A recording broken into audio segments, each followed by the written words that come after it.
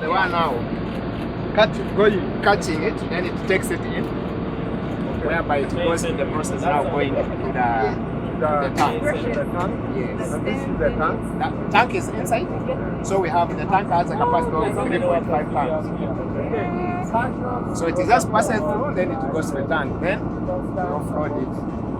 Yeah, that's how. This is how it operates. Yeah. Chairman. No, they have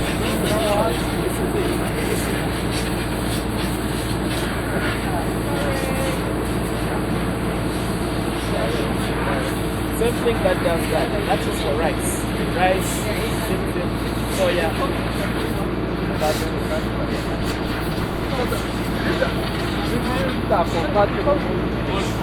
Yes, you buy it from this Japan.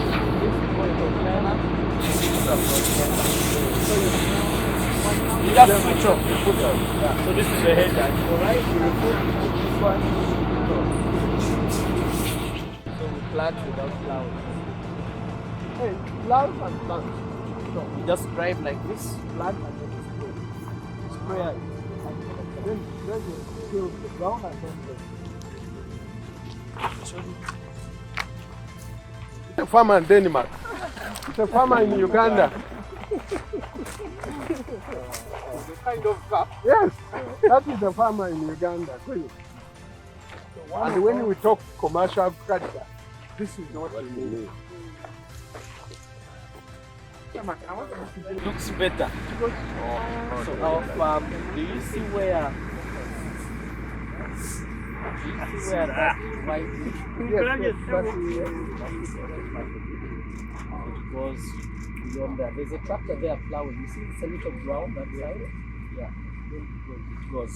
Then also here, it goes way beyond. It's about what? 4,000 acres? But we farm about 2 acres. the rest is still virgin. Some. You see down below there is corrected. Yes. And then the value is about.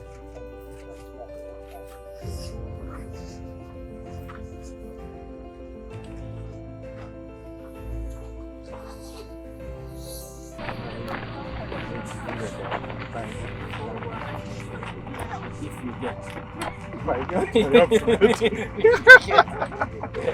But they're there. If you search. And the breast is a lot more.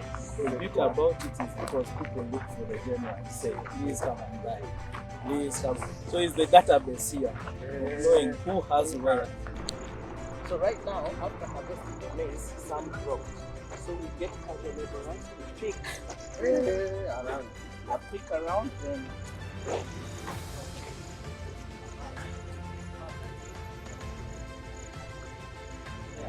you guys see that Terra? Terra. That's Terra. They are big suppliers of machinery from Kenya. That British Indians. But in Kenya. They have about 3,000 acres the other side. And when I go beyond, Now that's a more farms, commercials, this sizes. Everyone has a fish pond. That's it. So, but our neighbor is, I don't know if you know Magara, Mr. Magara. Hoima. Hoima. The Also one our who neighbor. started. Yes. The one Also the Jeros, right? Yeah.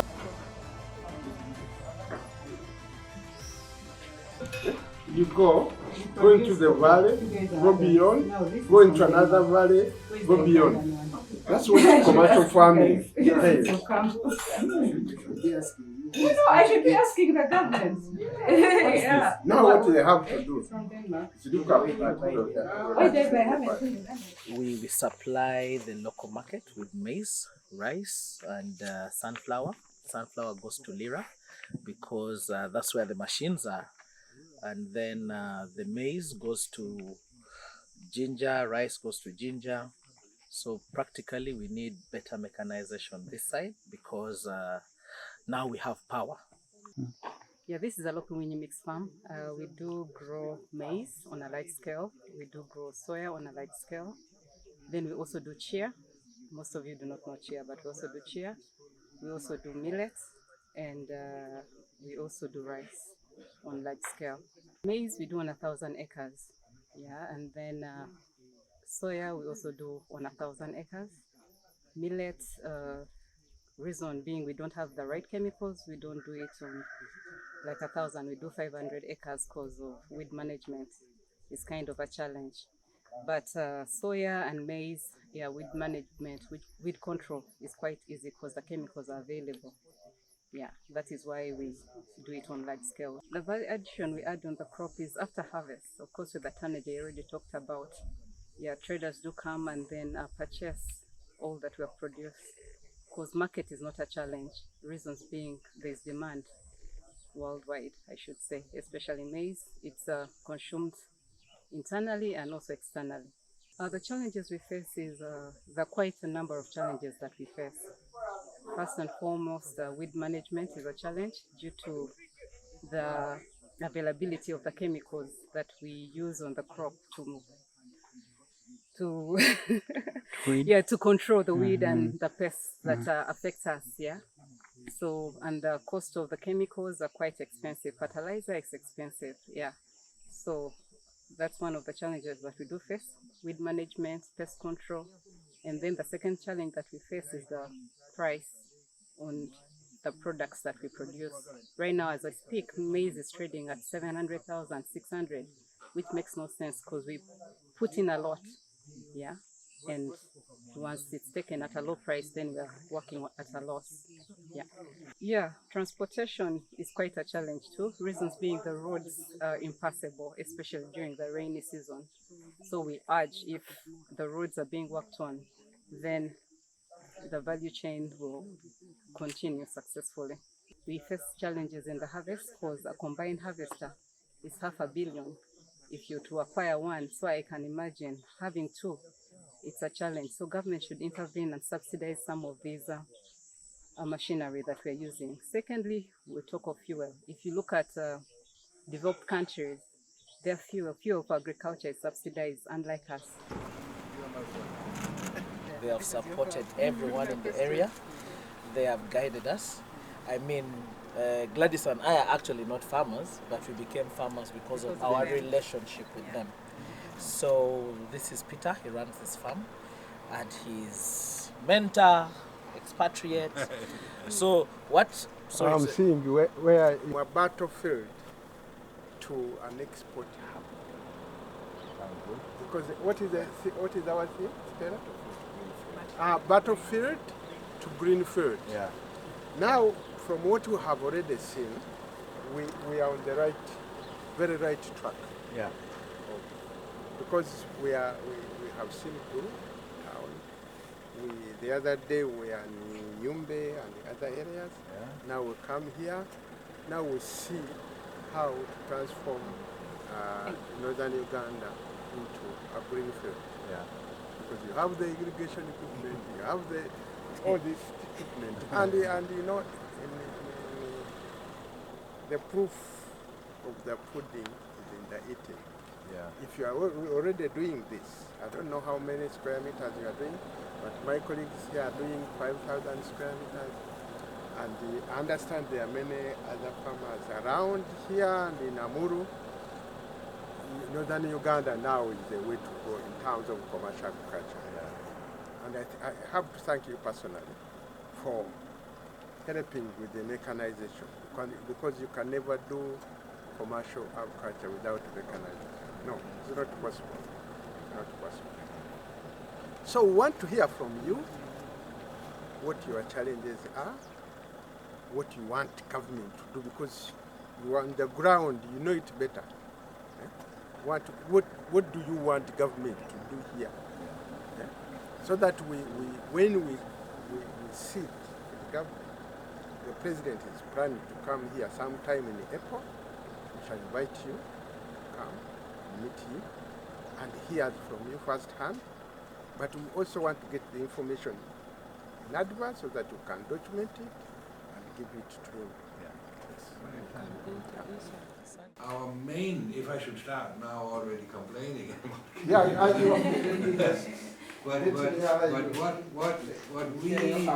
But what we see which is maybe one of the biggest obstacles to especially our rice growing. That is the importation of rice from Tanzania, which comes in duty-free. And we were all very surprised when we read some months back that now they had allowed 300,000 tons to be imported again for Uganda from Tanzania. That is about 1 year's consumption. So where should Uganda farmers sell their rice? And if you look around, you will see much more, fewer people growing rice. That is one of the reasons. I know COVID affected the rice in a very positive, or not COVID, the war in Ukraine affected the price very positive for a farmer's view last year, because the prices went up to almost double, but they have come down again. Because of supply. Yeah, they have come down.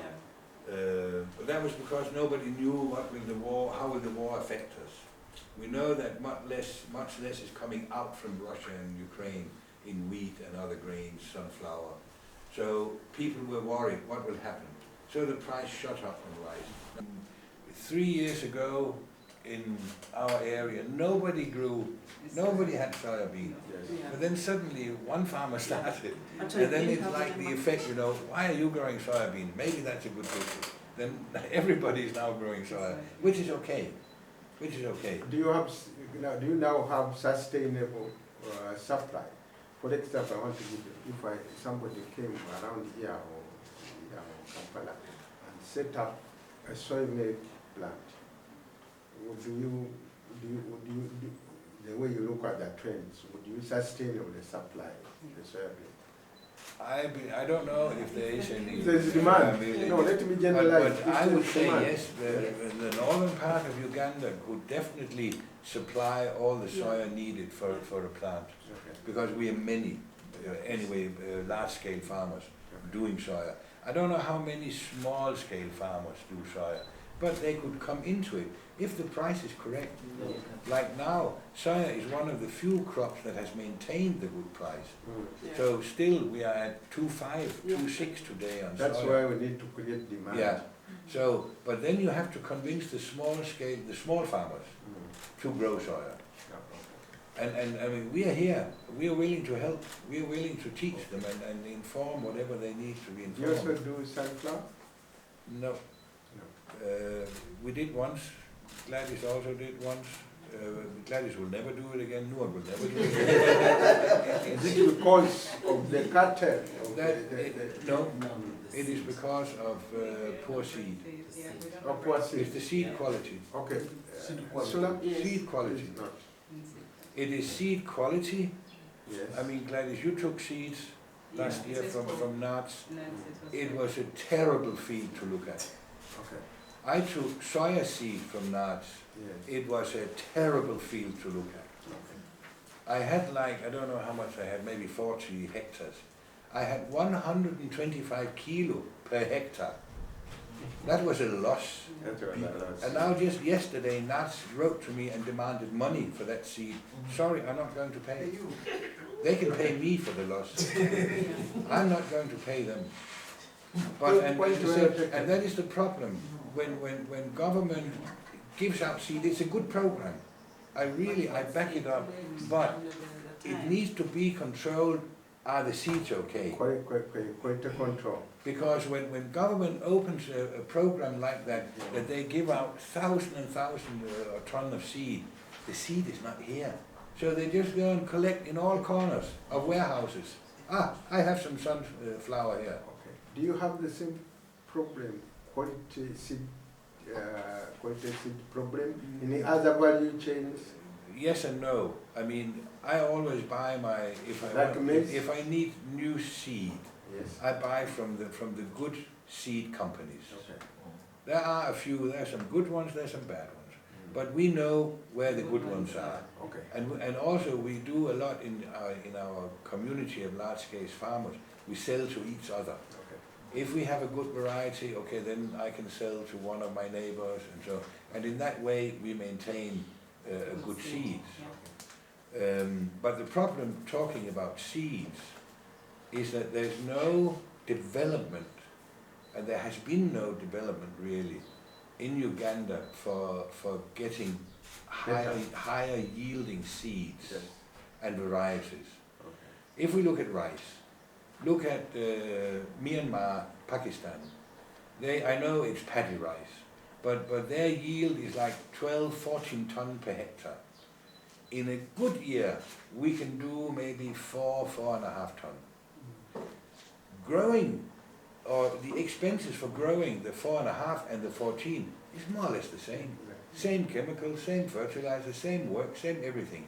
But you get a much, much bigger profit, which would enable you to develop into other directions. So the government, and we've been saying this on all our meetings, if you look at the globe, at the same latitude as Uganda, find varieties in these countries, because they have the same climate as Uganda. That's new. Yeah. Where we are. What do you have in the store? Yes, definitely it is, yes. What do you have in the All store? the emails, the websites. Yeah. We have a lot of things. We do have a No, no, Yeah. so we are going. We all Yambara boot. That's 100. This one. I've been here now 5 years, and I do see there is a change in climate. We cannot rely on the seasons as we could like 4 or 5 years ago, but we're trying to adapt. There's nothing else we can do. Doing irrigation on rice, maize, soya is not possible. Then you have to go into specialized like vegetables and cash crops of another kind. So.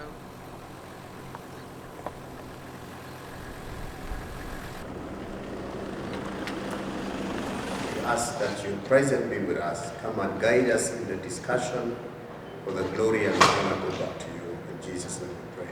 Amen. Thank you for that beautiful prayer. With government in issues of national development. So the coordination is under an initiative called Presidential CEO Forum.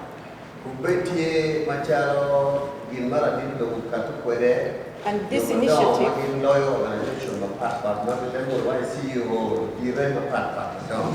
So this initiative was established in 2020.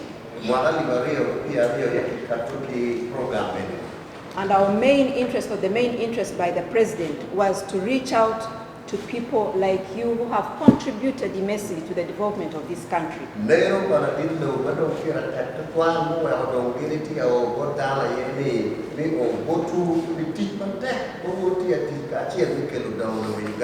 As a president, he may not reach out to everyone. But when we convene, like how we have convened this evening here, we are able to share our experiences, share what we are doing. We've been to Nebi, we've been to Yumbe, so we are now in Guru. Tomorrow we are going, I believe, in Lira or somewhere else where they share butter. So all these trips, we are doing them so that we interface with you as our key CEOs, but who are playing a key role. Yes,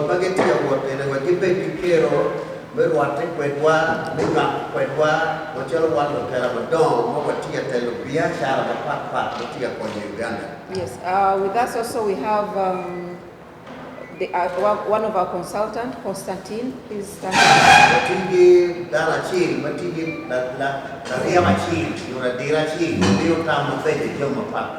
Then from the Secretariat I have Madam Stella Malinga, coordinating. And then we have Sulaiman Sebanachita, he's a research person. Yes, Madam Stella, please, people need to see you. That is Madam Stella Malinga. Then we have Robert Wakabi behind there. And the others are part of the fourth estate from the media fraternity.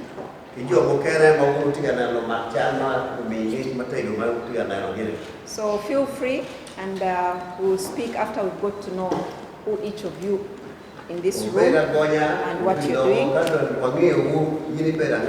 before I sit, I want to introduce General Otema. He's my big brother, a very big, almost one of the most important citizens in Uganda, who has played a key role in the development of this country. He's in almost all sectors. He's in the hotel industry, he's in the agriculture industry.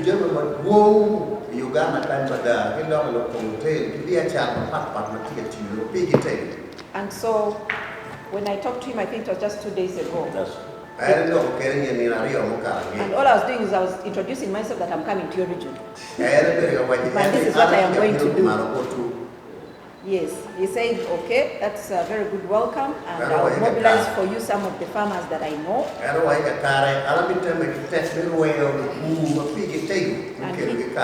Yes, and here we are today. Apologies for the hours that you were able to wait, but we were in the field. The team has just arrived. They actually come from one of the farm of Mr. Otema here. They themselves here in Zulu.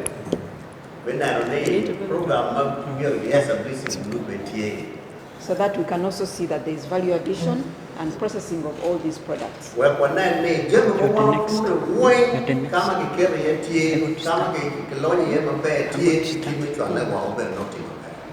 I'll request Madame Brenda, Dr. Brenda here to speak to us briefly also.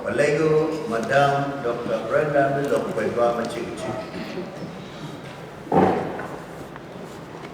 Thank you very much. Jen Otema, I think you're the elder in here. And the elder Zachary Orum. And all of you in your respective capacities. I am Dr. Brenda Chibamwenda. And Dr. Brenda. I'm here to represent Chairman Barbara Mlwana, who is our board chair. Yes.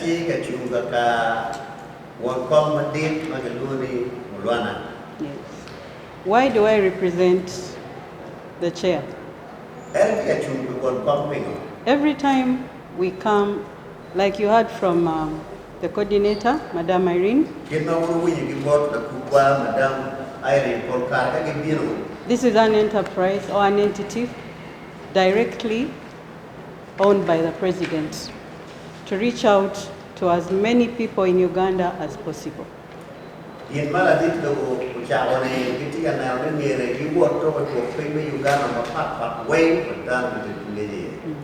So it's always important that the chairman is present.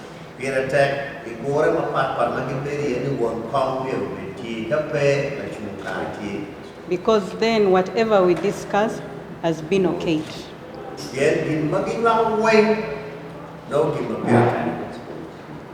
We have moved to different districts before. Yes, and we have seen the president providing quick solutions. And why we are here is he wanted a shortcut to reach his people, away from the long bureaucracies.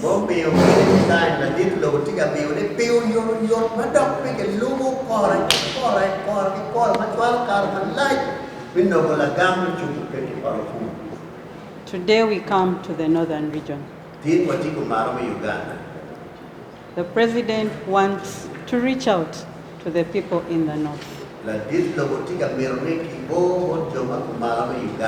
We've come to see how unique the northern region is. There are not many people who know how unique you are. So today the Presidential CEO Forum wants to bring the northern region to Uganda.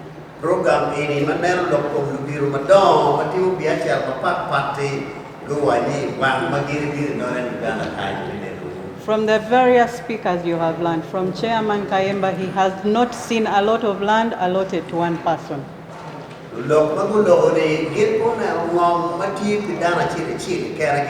And uniquely in the north, it belongs to one person, so you are unique.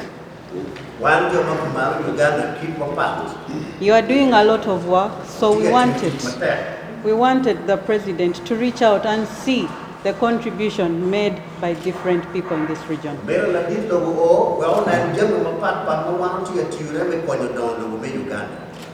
And we want to find these discussions. What are your challenges? What would you like the president? Because why we chose agriculture in particular. We want to see what the North has done. You are actually a breadbasket for Uganda, and many people do not know.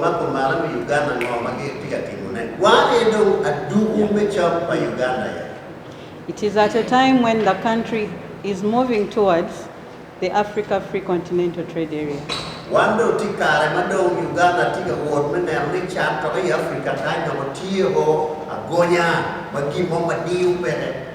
And agriculture is a main aspect. So we have come to that land where so much agriculture is taking place.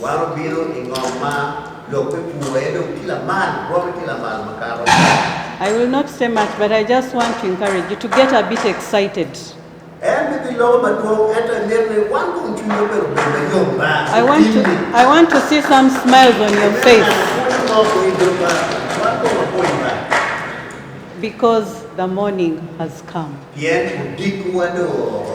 for the northern region. If you thought you had been forgotten, I want each one of you to walk out here feeling extremely important.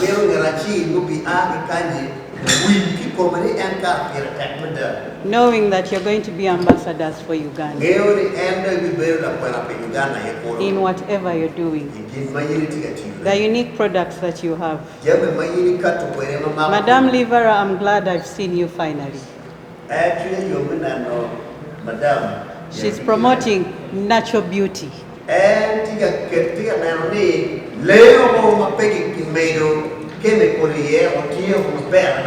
And natural beauty comes from the north.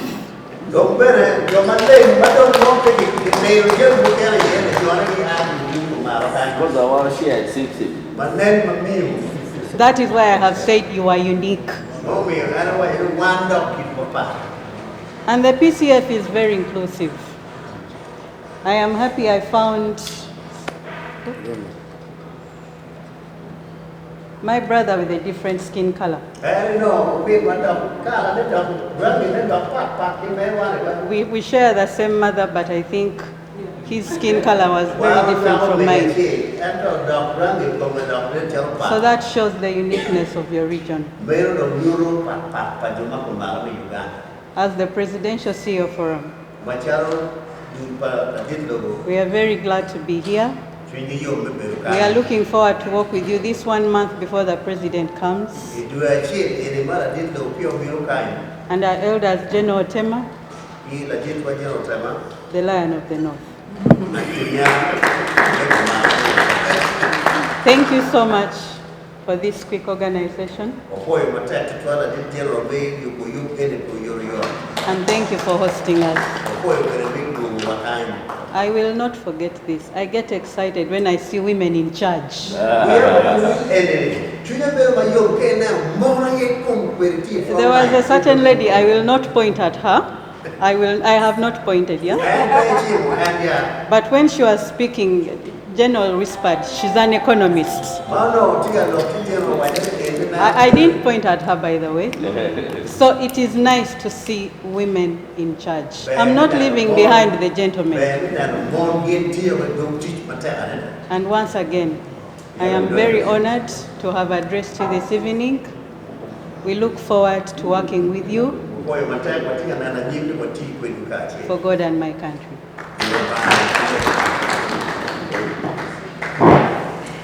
Thank you, Madam Chairman, Dr. Brenda, for those very insightful words.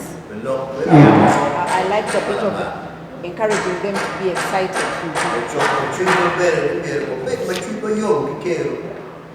You know, when I arrived, of course, the first person I called was General. And straight away he summoned me that, come, I want to talk to you. I said, General, I'll be there in a few minutes. But I also made a call to Honorable Mao. And he had some good insights that he shared on phone. And one of them was in 2008, you had a conference here, which he had themed about bloom to bloom.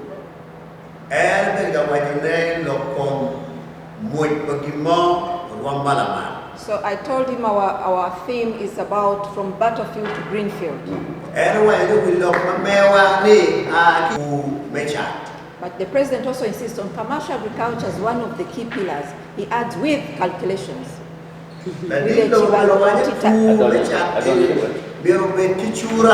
Yeah, with Cura. That you said it so well.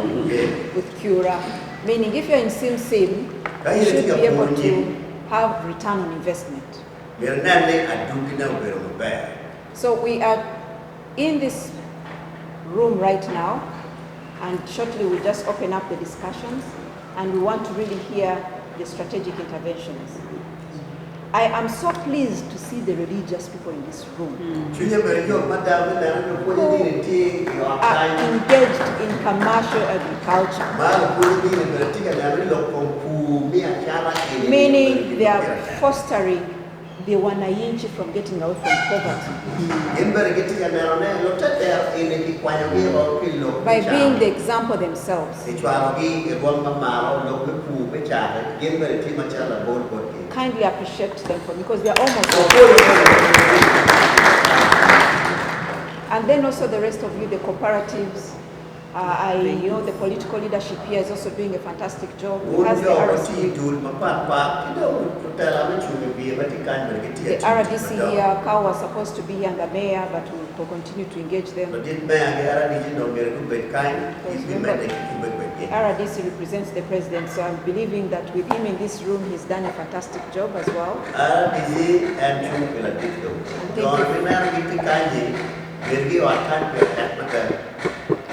I would wish our elder and our general to speak, but I believe this is the one hosting us. I request that you Thank you very much. Thank you.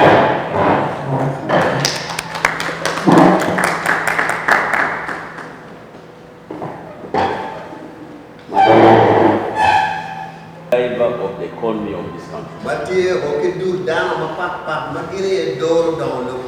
All the CEOs of all the banks in Uganda, the head of custom, whereby our people are complaining of the taxation, what will be here. The Ministry of Agriculture,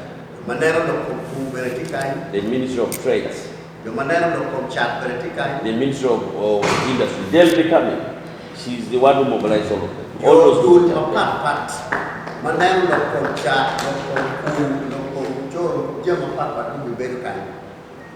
I think this conference is going to be very timely.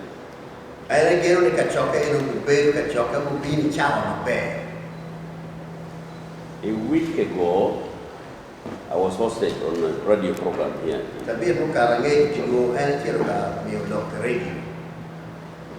We talked about peace. Then they asked me, what's my vision? And the whole thing, of course, recent past actually was listed the poorest in the country.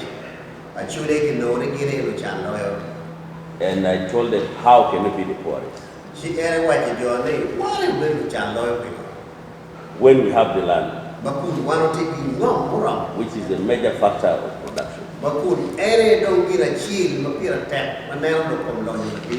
We have the labor, abundant labor. The only thing we don't have is the capital.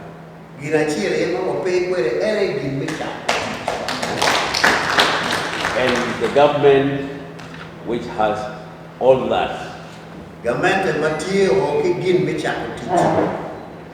And the government tried. For example, at Atiak Sugar Work, the government put in almost 800 billion shillings, thinking that maybe there are very many outgrowers who will be benefiting.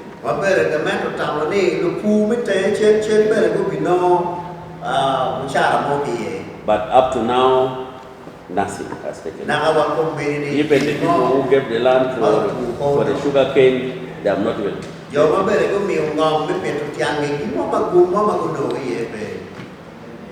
The government compensated our people of Lakan. This group here, you see Lakan.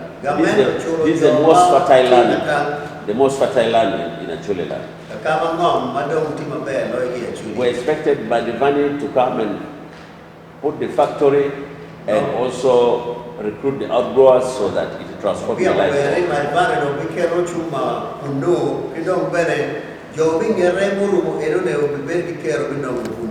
But up to now, nothing has taken place. We have the biggest ranch in the country, which the modern ranching could have taken place, and that is the nuclear, with the farms. All the animals can be bred from there and distributed to the community.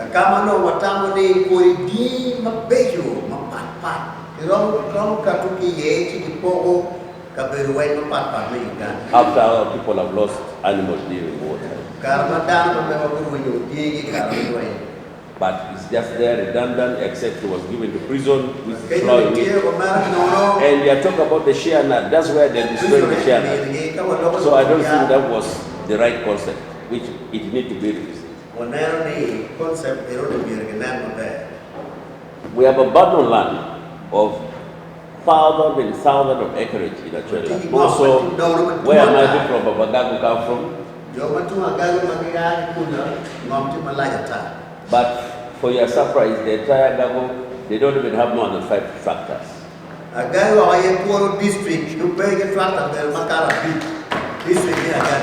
When they have almost 100,000 square miles,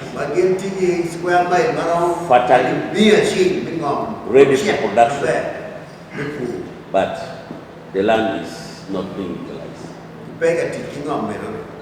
Our people who are come from Palabek, they have a vast land. I don't think even they have 5 tractors. But they have 100,000 square miles fertile land. Our people in Guru district, mainly this other part, but most of the land is fairly not good for farming, but they have concentrated in animal husbandry.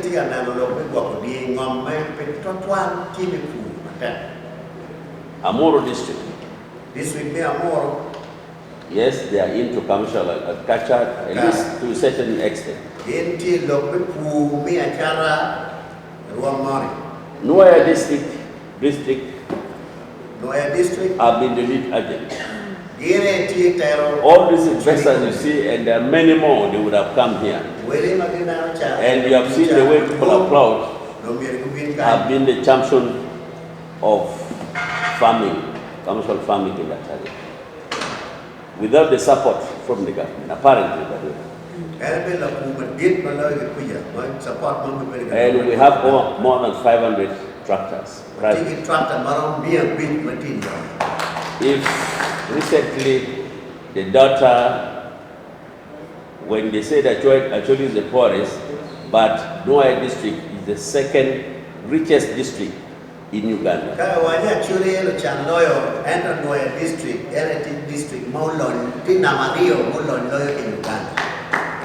Why? Because of commercial agriculture. Why? Because our people there embrace investors.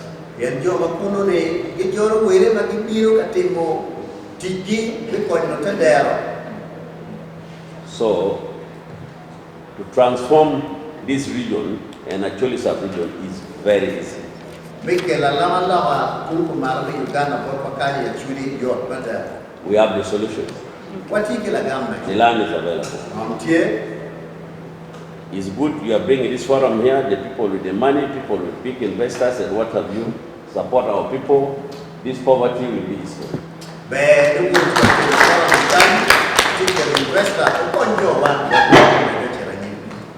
And more so, you know, this is the city, and one of the biggest cities, highly populated. During the war, most of our people left the villages and they came to Gulu town.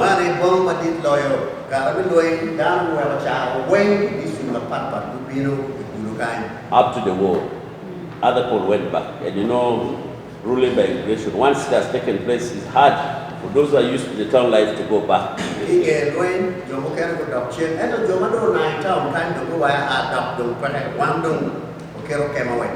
Guru, we didn't have power, we didn't have a civil face for all this time. It's only this regime after the Karuma and Aswa, now we have enough power, which we can have factories, even 100 factories, we run without any problem, because we have now the power. Now, if we can have an industrial park in Gulu city or a nearby district, automatically it absorbs this youth from the Gulu city to create employment.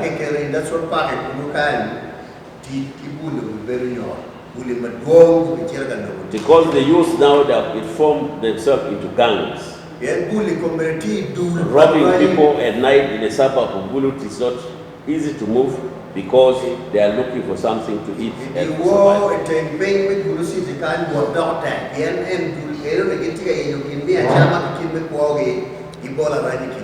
So in solution to that, once we have the industry here, we create employment nearby here, then all these youth will get jobs.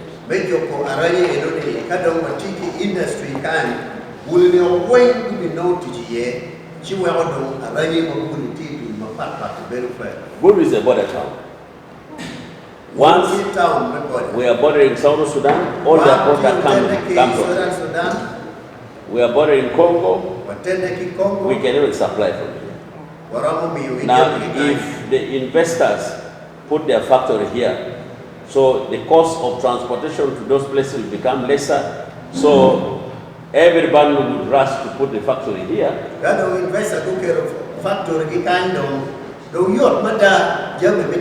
will be beneficial for the investors, at the same time also to get job for our people.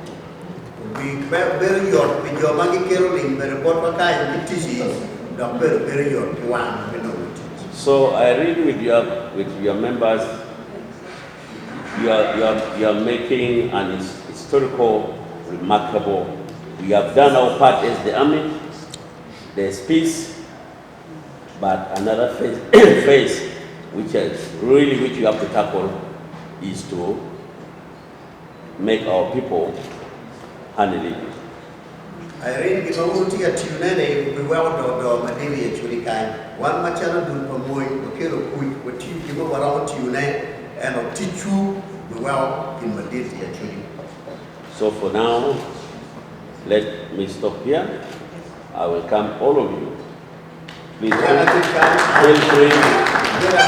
feel free to discuss. I apologize to really, most of these people invited them yesterday, I did. Because when you told me, I became so busy, I forgot. When you invited me, quickly I had to call them. They have come all the way from Magabo, they have come all the way from More. Then you can be surprised. Why Amur? Why Agago? Why Lamor? And less Noya. You know, because Noya now, these are the converted people. You don't need to, there are few, yes, they need now to transform from what they produce into manufacturing.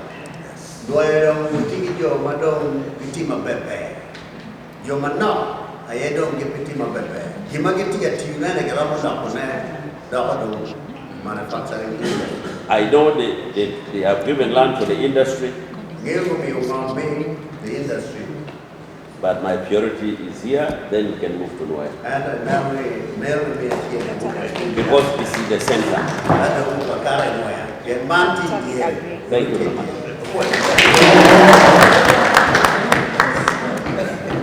Thank you, Geno. On the last point of attracting the industrial park in Gulu, I think that is a very, very good strategy.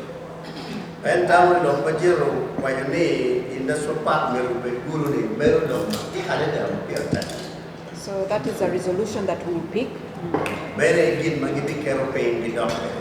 and see how we can scale it up for adoption by government.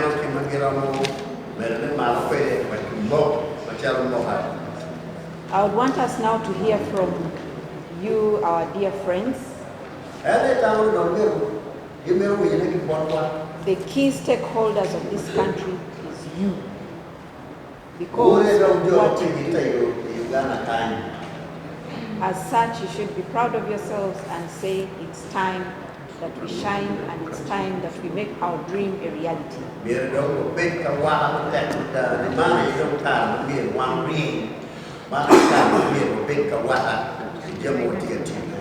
Like I said at the beginning, what the Presidential CEO Forum can do really is to ensure that we've got the key policy players to come and talk to you and find the best interventions of ensuring that you thrive in the businesses that you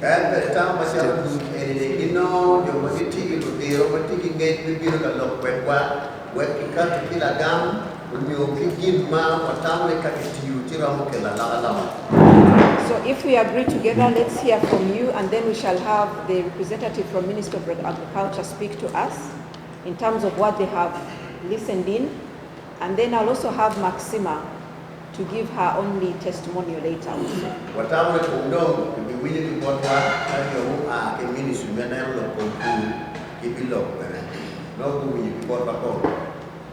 Thank you so much. I will request that you moderate that session for me.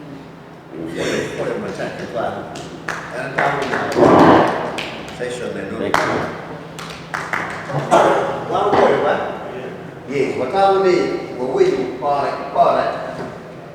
Jomagirulo, Bucham Kora, Kido, or Botwa, Saledo, or Botwa. One man would take care of it to come and lay. Okay, a lot of people want to eat. But I don't perceive, you know, task teaching my game, but don't look. Yes, Charles. May I hear another going daughter? Oh, yes. Challenges. Yes. And I want to speak to 3 challenges. Yes.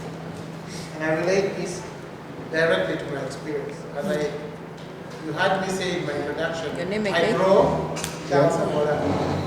I grow what makes money. And that is directly linked to what my experiences have been. But let me sum up the challenges into 3. First one is inputs and services. If you ask most of these farmers that grew maize the last season, ask them about the yields, and they're going to tell you their stories, very bad yields, stemming from seed quality. Input number 1, planting materials, seed quality, terrible, let alone the cost, which is very high. Pana, dano bela wilo pana, obela wilo, chile na di kila chele. 13,000 a kilogram of pana seeds that is imported into this country. But the yield, uno genadi, komeka chele, 200 kilograms in a yield. I mean, from an acre. That is the yield. These are experiences, I'm just telling you that. So number 1 is quality of inputs and cost. Government must step in. If we do not have the district farm institutes and the narrows of today, rising to the occasion, we are wasting time. I can tell you even the big boys here, many of them, if you ask them their real story, whether they have made profits for those big farms you have been seeing, the story is different. I can tell you the profits are minimal, if any. So that is number one. But I want to relate that to the second thing, which we talk of. Mechanization is key, and that's a service. But I want to give you just a simple example in terms of the cost.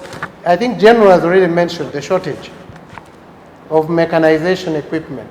But at times, I think we also need it to be appropriate. And especially when we are talking of greening. When I have to use a tractor, I've got to ensure that I clear all the trees. That's not good for our carbon footprint. So what are we doing for the smallholder farmers? Maybe the walking tractors, maybe oxen. I'm sure you know the history. We had animals in this sub-region, but somehow we don't have animals anymore. And that's what people used to use. So we need to look at appropriateness. But I want to give you just a simple example. The mechanized, I have tractors, but I don't rent them out because it doesn't make sense. It breaks down and whatever. So I use it for my work. But for those who rent out tractors, they are going to plow for you twice. Each time is 100,000 shillings. I want you to note these costs. That is 200,000. Plowing, harrowing, 200,000. They are going to come to plant for you because you don't have a planter, another 100,000 shillings. We are talking 300,000. At the very least 95, I can say it from my experience. They are going to come to harvest for you with a combine. Minimum is 150,000, but otherwise you end up spending 200 or over. Now just sum up that. And somebody has gotten how many bags? 2 bags. What is the price of maize now? 450, 500 shillings. You've made 400,000. No, we are talking commercialization. So we need to really pay attention to inputs. Can we reduce the cost of fuel for farms? Globally, I will tell you, I know government has done a lot. Tractors come in free, so those who are selling tractors are actually smiling because tractors have no taxes. But the cost of fuel, the cost of parts and service is where the problem is. I'm sorry, I dropped something. So those are areas of incentives that government needs to look at. The incentives are good, what they are provided, we thank them for that. But we think that incentives in as far as fuel is concerned, fertilizers, I've not mentioned fertilizers for the local farmer because they hardly use it.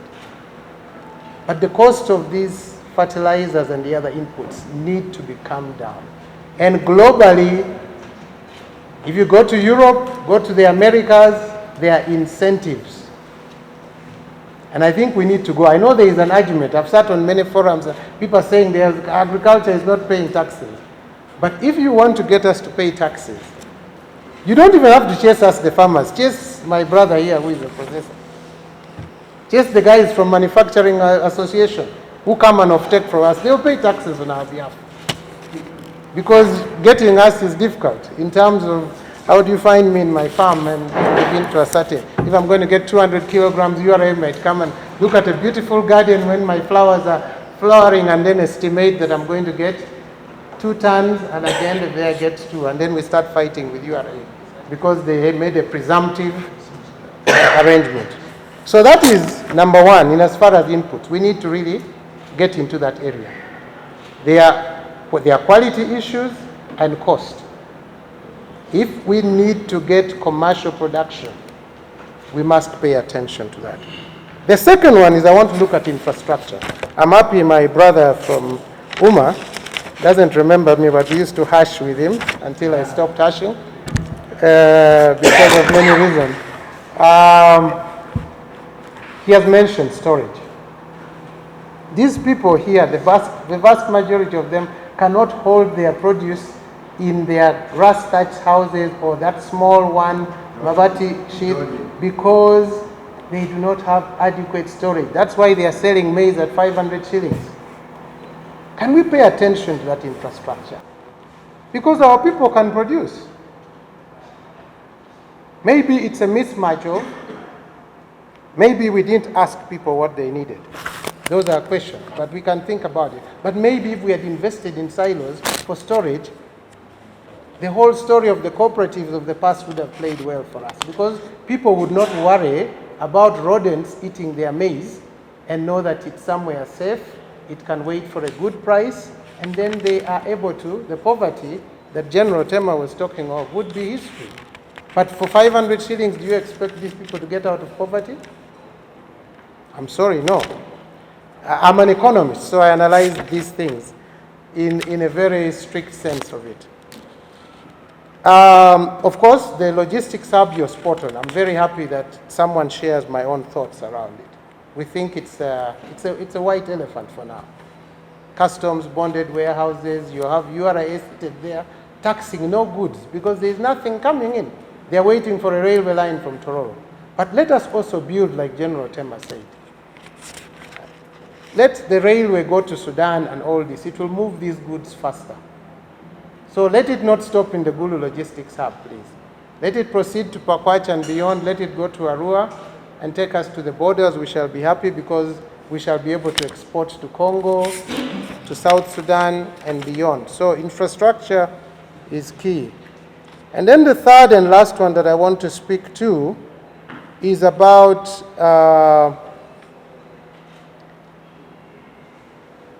the marketing side. I already mentioned how bad the prices are.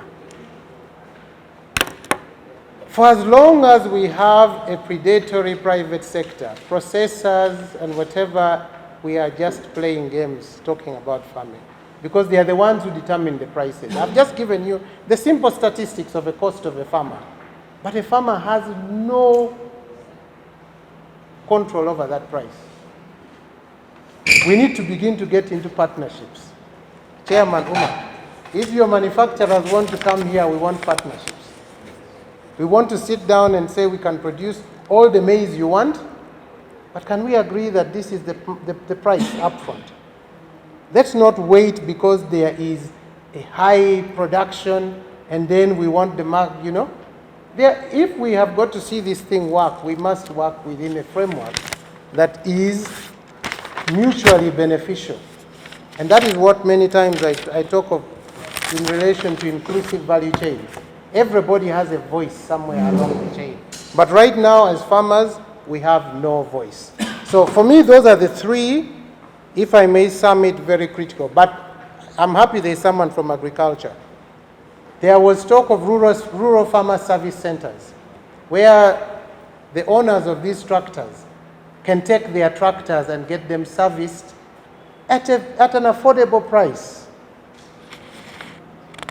with where you also find good mechanics. Some of us have to bring mechanics from Kampala. It's very costly, you know, but how many of these people who own tractors can do that? They can't. So when their tractor breaks down, it is because there are no good mechanics maybe, or the few places that exist are very exorbitant in terms of pricing. So let's rethink and probably roll out these rural farm service centers over here, just like I would argue that let's bring narrow. We used to have district farm institutes, and they are not there. They were, the one in Kitgum was turned into something else. Let's bring narrow here. The one in Ngeta, which is doing whatever, is not being felt here. We are not feeling them in this sub-region. If we are the home of commercial agriculture, let's bring them here. Then we are going to be able to get good quality seeds and the like. Allow me to quickly then turn to my brothers and sisters. We're making a agreement, you know? Analog comme Jema there. Pero manat na ano tiya de wan lufu. Me achel ena oberu lok madoke kum kodi. Mawana wilo me apera.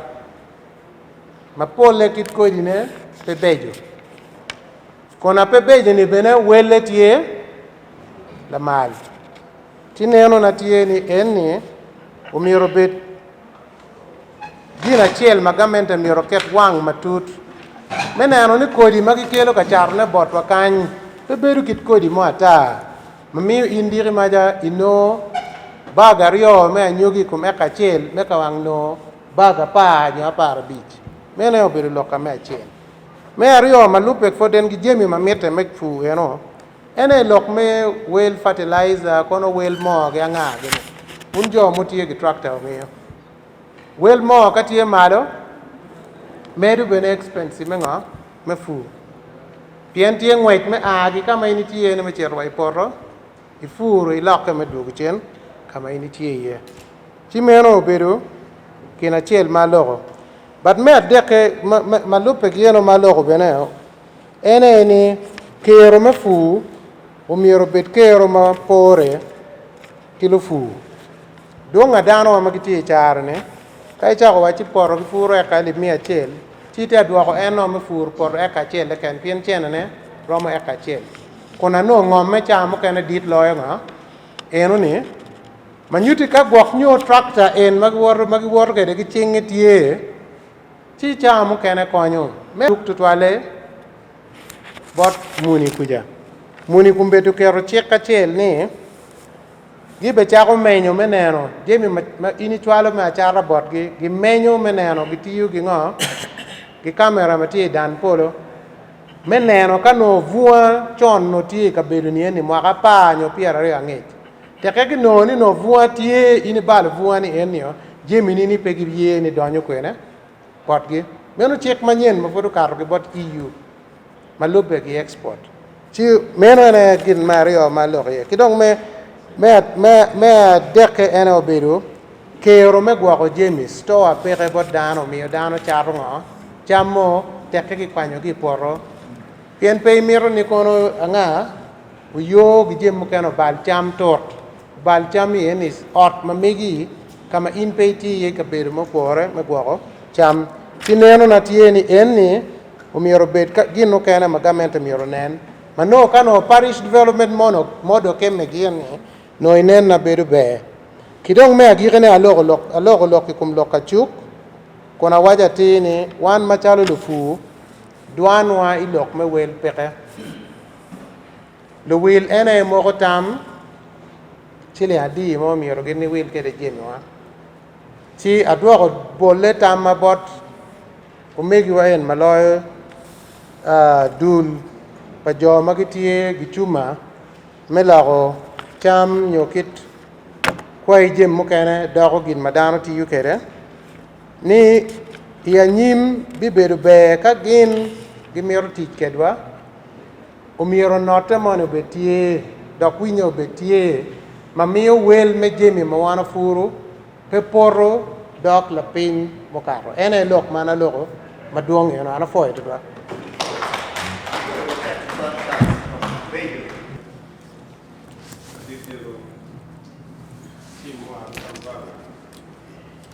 is recognizing the team. He was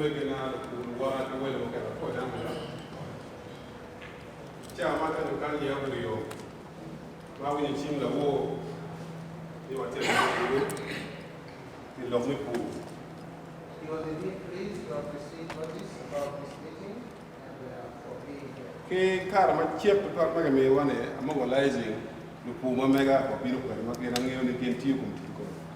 Within the limited time he had, he was able to mobilize members that he found suitable. Ana bero la puma tide ento ateka neno ni dano wenye ko ya malo ilo ni pu. He's a small scale farmer but working along with many other small scale farmers so that they raise E karma cha ko pu ko beri chando atie like model farmers in Yagago district. He's now a model farmer in his district, Uganda. Ma wele ma pat aga Kampala bino dong kan mega chwara gi pe gi bino borra. And many visitors stop by to see what he's doing. Ere kom pu mo wate pore ni pe ko tie. Farming is not without challenge. In this case, anero twal matung borro kacha maketo mero bela wajne kere wele. Peron wati kwere papata tie. He wants to agree with the challenges I raised, but he also notes that there are particular challenges in Uganda. Wan wati ke ngom mane chalo be lo matung bulu kan mene. Ero ke kene kita mele ke tigi ngom e kwere. We ko chak mio cham ki pu ma dit tia dokotek. The biggest challenge that you have is how to utilize vast and fertile land. Ngom tie ento machine peke. They have land, but there is no machinery. That is tractors. Mago be chan ke neno wano tiki tractor mara bichele ke district. They have 6 tractors running in the district. Mana neno ko be chan an ma logo nyimuni mo amo karo clear ati won komi cooperative achiel kido ati won koma mega machara an machalo gene be mix farm ati ka pu kido ati groups eto ministry o me ka mi tractor chere na ka chan pe wono tractors group is stranded. He's the chairman of the cooperative, and then he also runs the farm. The ministry gave them the tractor, but to this date it has not been delivered. The ministry of Agriculture. Kuberi no ni kai waje pang tractor me booking like 1 month in advance. If you know. If you need to farm, you have to book a tractor 1 month in advance.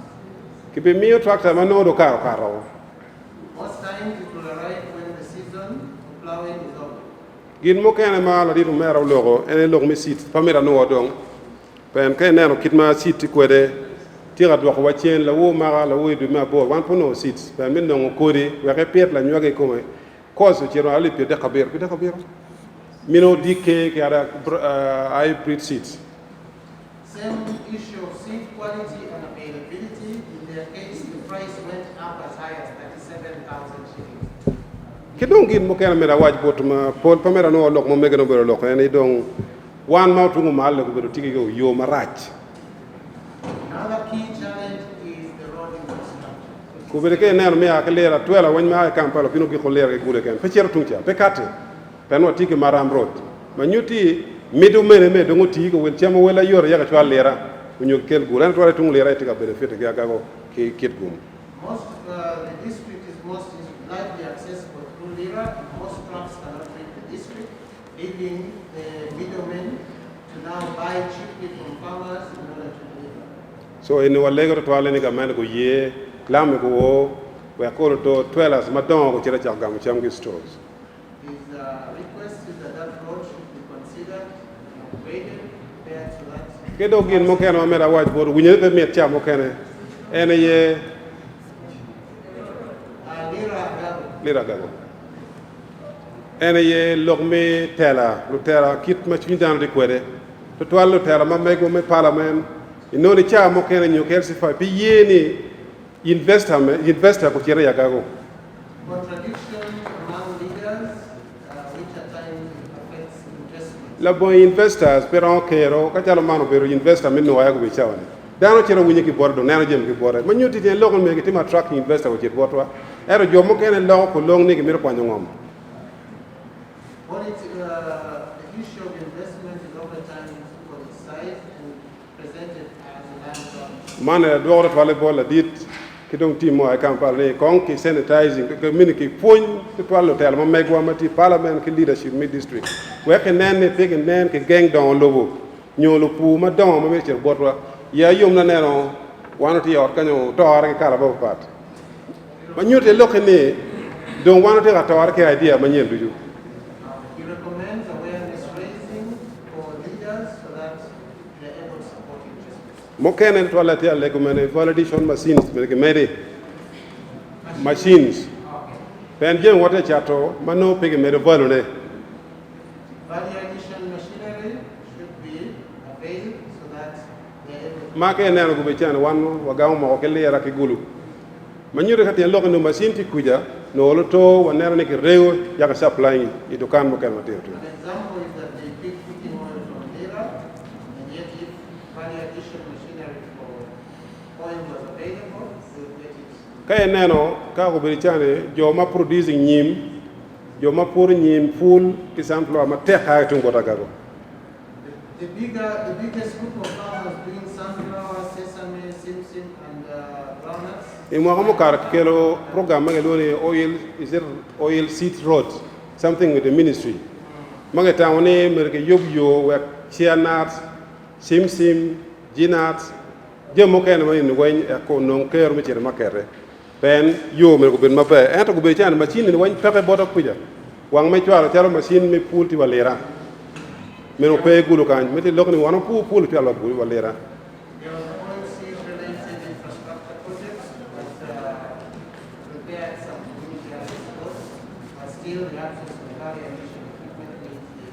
Kemo kene ma peke guru ene lok ke madongo be dok ma na ne la dit jeno wajo mo guru wi to ala ini guru lok mi bank financial institutions interest rate tila mal ma go be lupu tila ti loss High interest rates from commercial banks which render all agricultural. dano tila ronyo property ma mege ro kin gang ku wan pane ti ga won lon ki centenary ci obino goyo go ci noni do noni o ronyo go mutakano ronyo go je mo ken ma pola ta ma go be tan dan ti wo po pen ci la wo ma ko piti o be ma be Coupled with the adversaries of whether people are losing their property to commercial banks. so atawana ga men ko bin yene gen ko nen ki loki commercial bank ni ko do credit spin pen cost mi production tila mal ki mane wajo ko You would appeal to government to engage the commercial banks to lower interest rates so that the cost of production. so gikne to toile pol je won ki logo anero ni amida for toile gamente mi neno ni northern Uganda mereke migi support mako beda bedo Kampala wu ma ta bedo kan mai wani over 10,000 tractor ke mero procuring ko northern Uganda manyite lokko ni mereke foga men lokko You want to implement government for particular attention being paid to northern Uganda and cites example of 10,000 tractors that are supposed to be delivered. eto mera wayne gen guma be gen lo wangi kan ke mede wa speed ye pe aneno ka ko beri chane ko poro gen wol ko ge pe eto ke waje ma be ma da ku la di jero ke team ni tractor ti ko bina ya tractor me pe awor na yi na malere i wayne ko ji panga wene ko gen waje guma be gen de kan gen waje wen ma tractor no bino He appeals to the authorities to ensure that this equipment is delivered on time because time is a sensitive. gikne ka dir president bino mer ke nen lok me tax ko beri chano we wan wa ronyo business ba pol Lastly, one of the issues that should be put before the president when he comes is the issue of taxes, which are very high and cause them to lose a lot of property. yo ara yo lebo mago be chana tika duara ki dog dukan na kere kios do mere bini taxi in tenye o tigi lo ni dire o ker way poro nyoy way wan ma wo register ni fa ma chalo ana ge register mo lo ne gene be mix fam ma nyoti ting tax mero bini yedo kado cher way dog poro ti wan do ko do ko ne ya tawne ga meda me go bina kinye ke nan yo me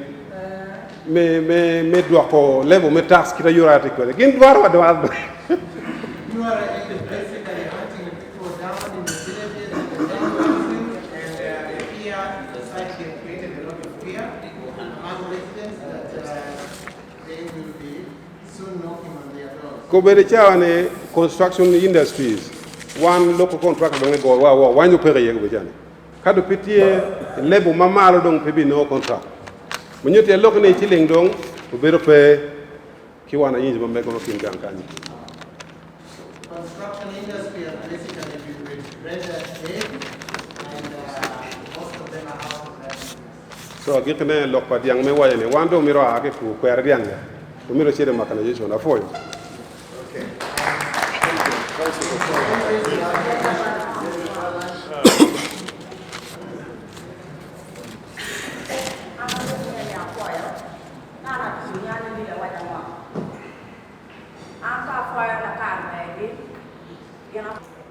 Anangene la dit watikan kai wachal tian lok cha kamabo tema la tian watikan ma en kubut wan en keri chimo a ki ministry puja gitie.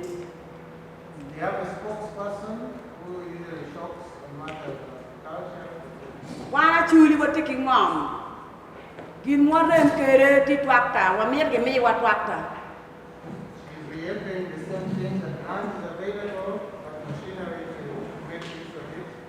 Ti sai ti chane chal ku parti bakta ki pakla kunwal gruma duong gruma na ne ja ku miri diang ana en wa ke ko do.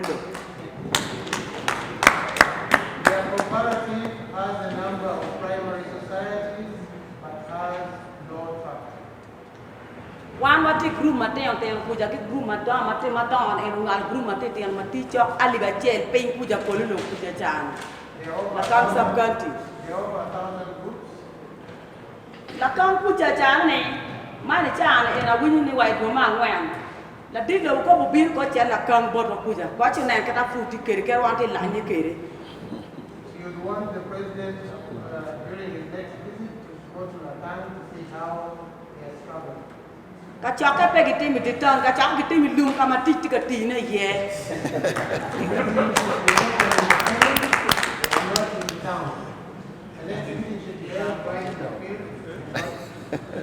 Cha ne wan ko ri wa will ko ma tek will nyogi. Anyu ko bero tiap sa sampla ba tiap ta iwa. Ai cha ne mi dwa ko de gang kwang. Peteria ko ma. They bought seeds expensively, their yields were so poor, now they are struggling without to school. Anka yele be pa de lo apur por e ka pier pi. Jeme na no e ka ano ko ri ano anyogi ne oni ka vera pa. Anyogi ne ni chawa ne ngo ti ali bario e ke mia ya rio. Chawa ti ka to la bala kang ti mia de. E ti dwa ka ti ni gang kwang. For 50 acres that she plowed, she was not able to get 10 bags of maize. With maize now being sold at 200, how will she send her children? Chane wel muchele ma ku wel muchele ti ma teke wel muchele la kang ki kololo ti mia bi. Rice is being sold for 500 shillings. Ti do ma ga me da ram me iwa mi teng ko wa I chane e ki mama mi wan wa tem ti pu pere chen wa wan wo nye ngam chen ne ko wan iwa cha wa ne wa kwa dwa wa ti na gang kwang ana ti ki lu ti mi ga gang kwang senior rio senior de tikilo tiang ari cha ni kitigang al tiang mate tiang ke be kitigang kwa be ba atang ko wa agara ngera pe ki dog maduong a foi lo ke enemy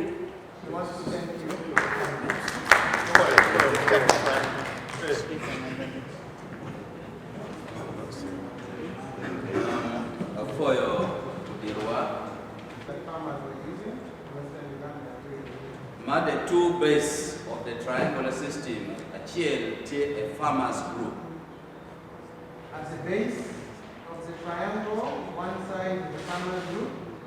Achieve is a circle. The other is the circle. The apex matimalo chani kikero lokme marketing timalo kunu. And the tip is marketing. Kikero lokme storage timalo kunu. Storage is also Kikero lokme processing timalo kunu. processing is also at the top. Ka ini neno kid majoni tiga tikwede la fu matie ibes mapin kanyi gamo chente gi sako. Farmer is able to access the loan from the circle. Kao gamo chente gi sako chero fur kere fu. Utilize it for farming Charo malo kaba market ye. and also sell. Lon mayano gamo gi sako ne bino chulu chene magi chulu yene woro gi sako. So the money that is paid to the farmer comes through the circle. Donc la fu gamo on chente ma eno no chal mo goba gi sako no banya ma eno gamo gi sako ni donc sako ngolo. So the circle retains its money and is paid to the farmer. Amira wajni system ni eno ni ana neno kani kiket in every district ne umiro wa wek lu fu wo betie a cooperative bank bero betie attached to, then the market and storage and processing of betie malo in that format abiro ne gimama ba torti me pekala wa. Change will be realized if farming works along the triangle where you have a bank that supports the farming and then marketing will ensure that the farming Logman Amario, ena ye amiro ni alegi ni ikomalme Uganda we log mefu ile malo mirwa beti kero maybe activating logme cooperative bank.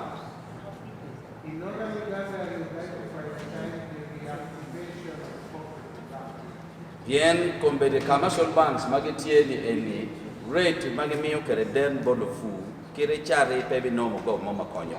Because of the high interest rates from commercial banks, Lega wamadit tiga kenyu. Log men amader en ye log me kodi quality kodi. finally the issue of quality states of planting material. Ana lego ni their companies magitiga dealing in log me charo kodi bodo fu. Campo le anone government umirnen kid me harmonizing doctiki and checking them I kid ma quality me ko ma kichalo bolo fu je kwede.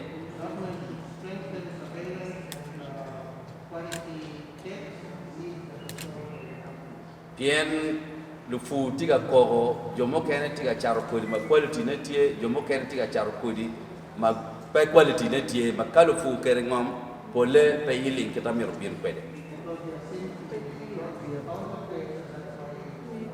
So anatamani control more mirubeti kum company in mabe ma every time you get checking in we are non healing mabe kibolufu. So the companies need to be from time to time monitored. Ma geke ana miro legone polok makwako kum watu kumalokan kiwera wer be karmala tutwal. Lastly, we would like to us move away from talking to action. Log me farm input structure kiji makwako lokumwe kodi unyo jimi woka ti quality umiro kichak na ne neki supplying wako kondar ma area. All the necessary machinery and inputs need to now supply. Amira white man pian aneno pol kare gidma geloni post harvest yelo lu fu ma patwara. Including post harvest equipment because that's an area where farmers Pian gi pegi inputs ma wede gero ko controlling bere lok me quality. because they lack the necessary post harvest equipment facilities. And that's why I want to take a legoni can no watiki a cooperative society palofu Jimmy Erono is supplying through cooperative chair board the real farmers mageti paying quick. And that's why cooperatives become important because they provide all these items. Mageke omero ne mawuno tika kan go for la dit general pe jima antiga timune kichwinye pikaka mana tiga loke botwai ba degla yibi kan komberu timo tractor na rio umio dano tiga yabu porro ma epiro mo ken ma I dano yom kan ma kanene ne la kit support ni ono pero beru ma pol ono actually tero loke ana foyo. Depend on the same basic things. We depend on the weather, the rain.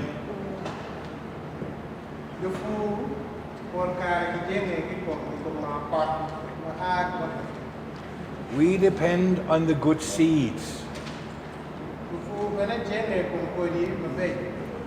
And for those of you who are using chemicals, we depend on the quality chemicals.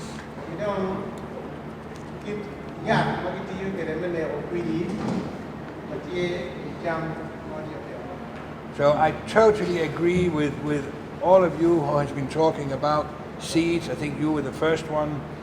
We need more control. We need better seeds. We need maybe seeds brought in from abroad. It is possible. I've done it in other African countries. It is possible. So it should also be possible in Uganda.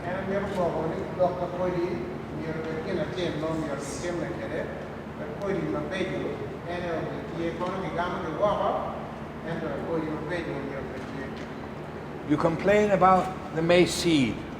It only gave you 2 bags. But if that seed had been good seed of a high yielding quality and it had good germination, you would have made maybe 20 bags.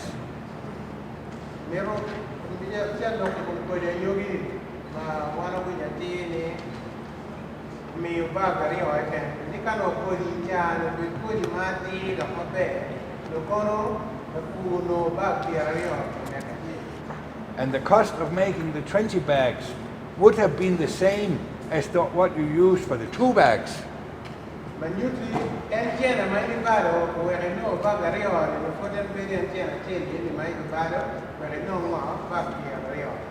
So obviously you would have made some kind of profit.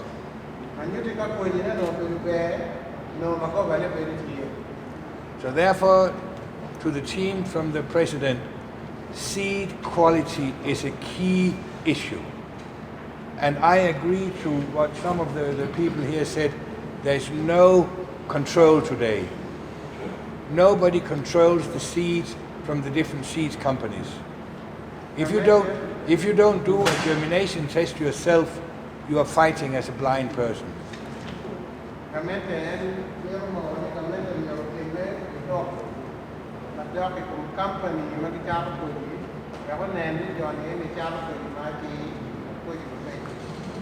And as farmers, we know that not 2 seasons are alike, not 2 years are alike. We learn new things every single season.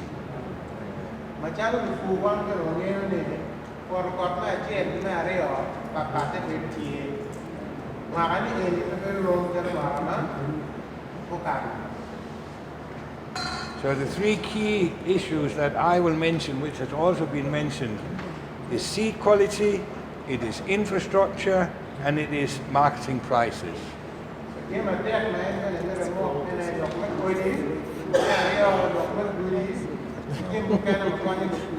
the whole country.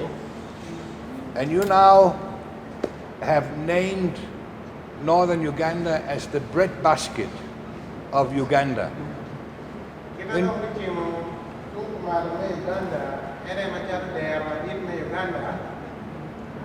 I agree to that.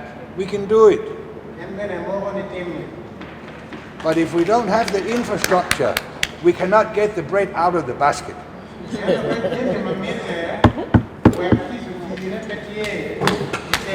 Our professor.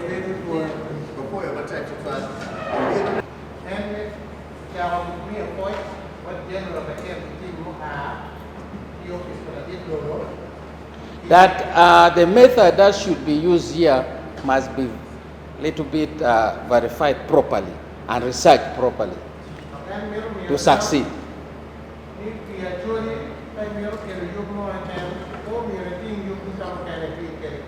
You can see the plenty of land, but you need also to look at who are on that land.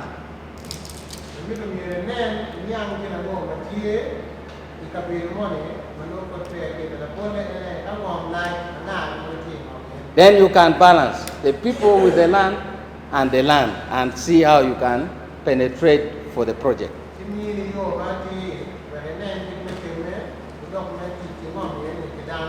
First of all, these are youth that were 20 years in the camp. These are the generation we are talking about. To change the society, it is not possible. So there should be a project. For them now, they don't want to be in that middle of working. They want to be in that level now, another state of packaging or getting labor differently, but not to work down here. So now, where do we get the labor? We open up the farm, a very big sugar plantation is talking about in what? In Noya. I mean in Lamo. But when it came to time of weeding, there was no labor. We had to go up to Musoga to get labor. We had to go to Lira to get labor. And this thing destroyed part of the project. So it gives another plan before reaching there would have made a research to get the machinery that will also weed, that will also pack, and these youth are brought now in a certain stage of the industry.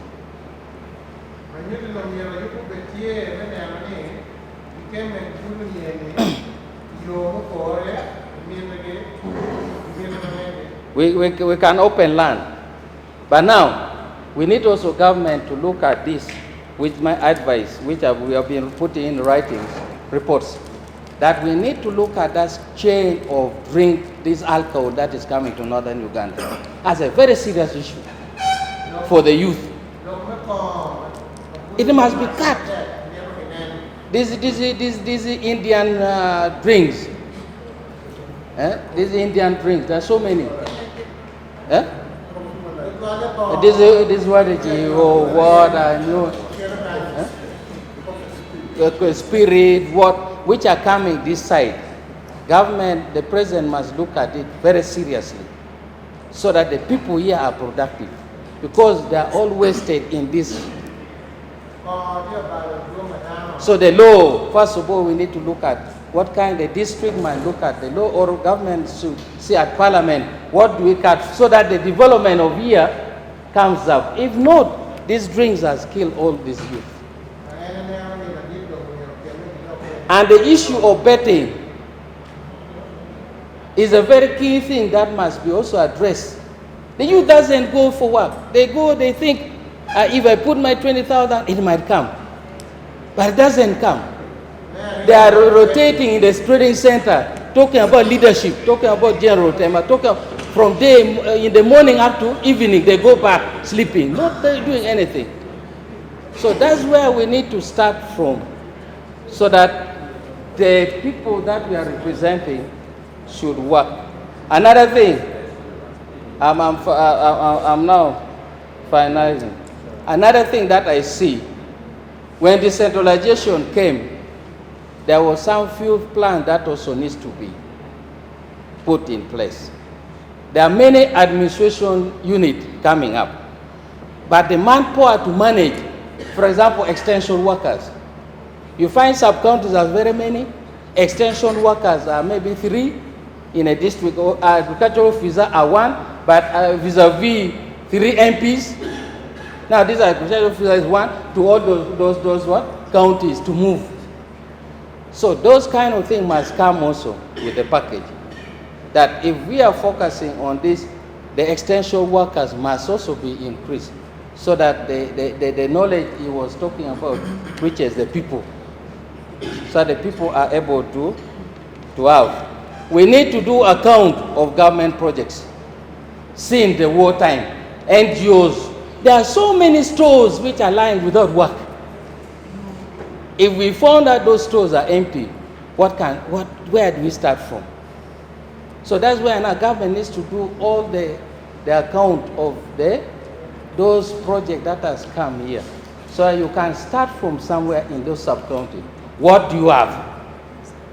Seeing this, you might have, we are talking about stores, there are about 7-8 stores lying without use. NGOs are put there. It's just rotten. People are getting in to sleep. There are machines that were brought without plan. Because what General was saying, the first, this electricity were not, they took very powerful machine, that there's one in Agago. It's not working. Because electricity, the power cannot do what? Cannot manage. So these are kind of activating on what we already have on the ground and then put. Finally, the issue of loans must be a serious issue. Loan. The issue of loan must be taken out very seriously. First of all, I see like these banks are trying to support the farmers, but their rates are high. So the government must come in. If they are supporting, there should be given a period of, so that you could recover from what you are going to do. If the rate is high, you find people are really collapsing from that area. The issue of the security of Agago, I'm the RDC of Agago.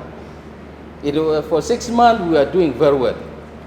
But my problem with my people, they also don't listen to the security alert. We told people not to go to the bush for hunting, because we already identified we were chasing those Kejong in those bushes. But these 5 went to hunt in those deep bushes. And they met this Kejong there yesterday but 1. And 2 were shot, there were 5. 3 came back. So these are issues that we need to share with my people, so that when we say that direction is still dangerous, we are still doing ABCD, we work.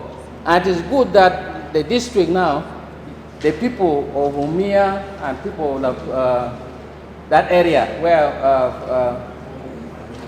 Umia Pachua, where Reverend is coming from, they are saying to kill all this issue of insecurity, that bell must be opened with projects. And this is where now I think, General, you need your input. So that belt should be open with projects. Then where will Kejong enter?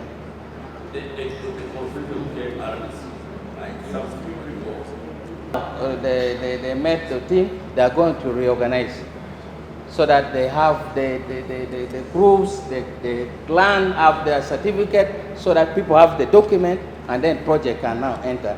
They will have that kind of negotiation ability with the either investor or with the government, with anybody that comes there. So these are issues that are in Agago, which we still have a lot of land. That reverend only has about 14,000, him alone. Not even with the years.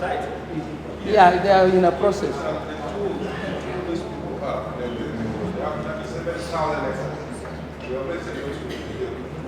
So those are not even now going to those hunting ground. These are individual. So if we support them, it will be good. Yeah, thank you. Yes, time. Thank you so much. Quickly, just 2 minutes. I will be as brief as I can. I would ask, there's another group here. I will give them opportunity. One question only for 2 minutes. Then we conclude. Thank you so much, Madam Irene and your team. General, thank you so much. Number one, what I think we should support this team seated mainly with, we need to have incubation centers in this area. Now, the incubation centers will help us with all these challenges we are talking about, seeds and other things. Because once it is set here, I think that's a step we can try to cut off a lot of issues of cost that we are dealing with here. The university is here, and we have a faculty of agriculture. I think it is something that we need probably if the CEO forum can really liaise with the university. I think there is something that can come in that can support our farmers. That is number one. Number two, the other day we had Minister of Lands in the district. We had a meeting down here. The key thing of discussion is to handle the issues of CCOs. Now, and we were given a very small trick that I believe can support us. And I'm encouraging all of us that this idea that is coming here today, the biggest reason is to have money in our pockets, to have money in our households, so that we are able to take care of ourselves. I encourage us, let us go and get CCOs. And then you have 7,000, don't lump it all together, divide it, so that you can drop something like Professor Jack Penmobi said the other day in our meeting. Pick some small money from the bank, inject or invest, and then after investing, you can pay that. If the weather is bad, that's another story. That is my other issue that I want to tell you. And then, as the RDCs, I am the Deputy Dean of all RDCs in Uganda. We are going to help with only one thing, if it's permitted, to go and profile farmers with serious land, so that at the time when you want to have the conference here, we shall have a list of farmers from different districts, together with the production department, agricultural department, so that we have all these people come, and if need be, even you have the number of acres they have, so that it is easy to deal with the team that have land. And finally, this team needs money. And when you have listened to them carefully, they need tractors yesterday. Leganabori ni kiti matek kimi tractors kijoni any. His prayer is that work very hard to ensure that these people receive tractors. They should have got it yesterday, not just today. And they need to be supported. They need to be supported. Because when you do that, you would have given us a leeway. These are all people who will go and say, let us work hard because 2026 is still okay. Because they will have what they need. That is how we can galvanize support and we move forward. Thank you. I thank you. Okay. Animals from different parts of the country. Right now, no animals.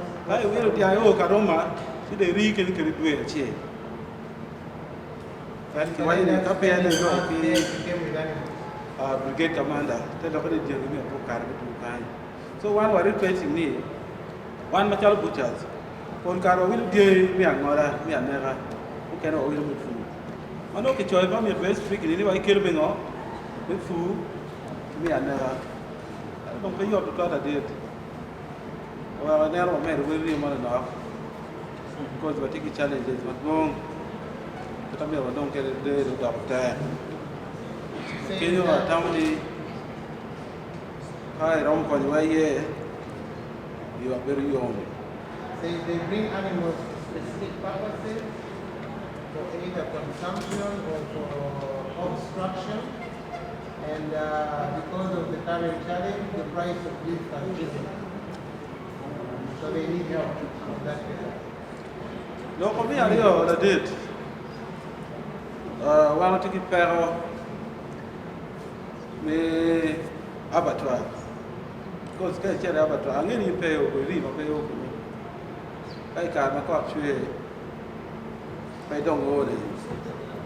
I don't chance my terror. The second challenge is that of the abattoir facilities, which are very bad, and the access road, likewise, is nearly impossible. You don't come abattoir, you come abattoir. I think I teach temporary abattoir. Why you give you more than abattoir? Channel we don't see. Well, I don't know it.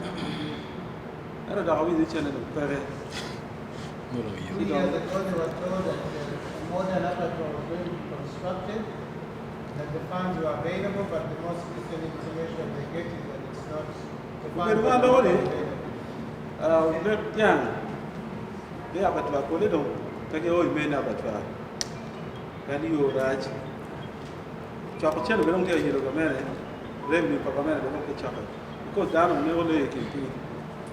So many paramount here, not that you want to have it. You make you a channel. You tear you raj. A child will look at you. Because of the bad road, most animals are being shot outside the abattoir. Look at you and on a plan where our bay you go to chocolate. Then you the art you material juba, material the Ibicole, Chingar Cherokee, and say what you ratchet. Cancel you. They don't pay them again, the Chalawan, butchers, family transportation, you don't have. You're not town where we are doing one and a half. I got you more here in the German transport. They're not going to do anything. I didn't pay how to get my life. But I don't deal with that. You are lawyer abattoir. But in damage, you get chair. You come over there, you will take our bill of credit. So, okay, you will be more very thorough. So, the the most pressing is the abattoir facility itself. Transport to enable them bring animals. And man, nobody can't see Magajovic abattoir. But here, there are almost 3 days. Much of a channel of can't see. But 2 days, child down, I take a quality. And because of German getting on it. But only I'm taking a lot of food. And man, not maybe the way to get on it. And I will take it out for it.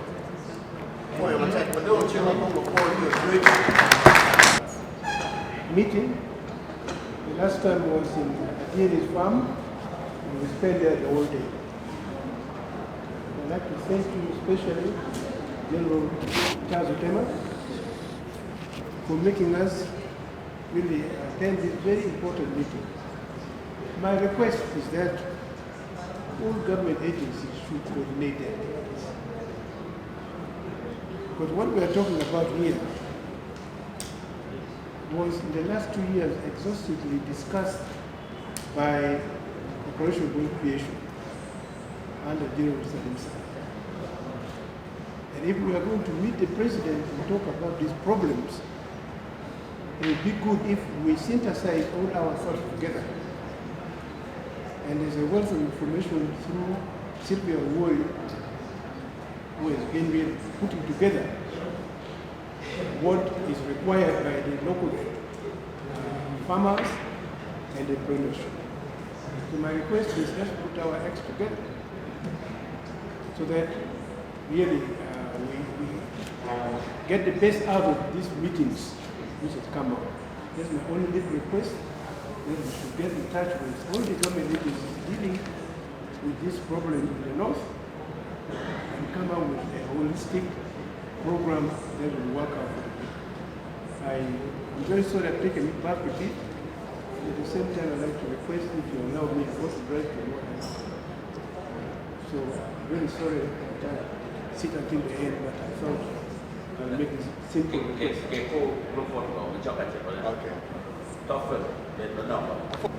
To the issue of irrigation system. Because there's sometimes we have unreliable rainfall. So we need the gaps to be bridged. If we have the irrigation system in place, production will be sustainable. Farmers will continue producing. There will be no any gaps remaining. So I think you need to interest yourself in that.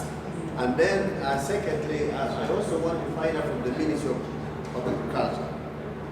Sometimes farmers get challenges. They get money from the bank, they do the productions, they just come and they destroy the crops, they remain in dilemma, there is no insurance, people are discouraged into farming because of the challenges. How can the ministry come, how can the foreign come to bridge that gap of the insurance for the farmer? I think that would be quite very useful. Otherwise, I'm grateful on behalf of the leadership of actually the members of parliament. Thank you.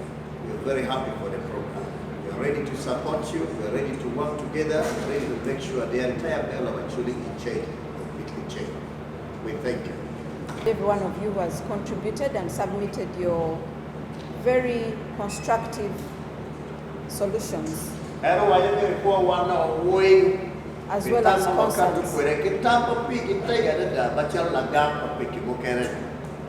I just want to respond to a few because this is not the time for responding.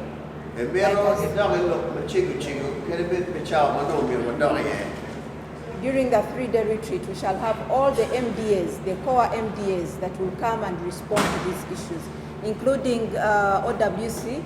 They are part of us, so they will be able to come and articulate some of these issues.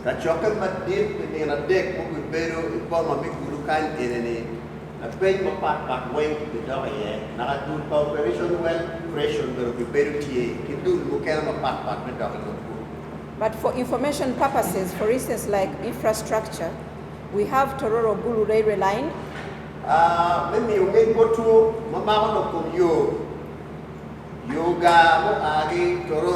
Tupakwach, that is under rehabilitation. This is ongoing for a period of 2 years. And so it will facilitate what we were talking about in terms of ease of transport. Cost of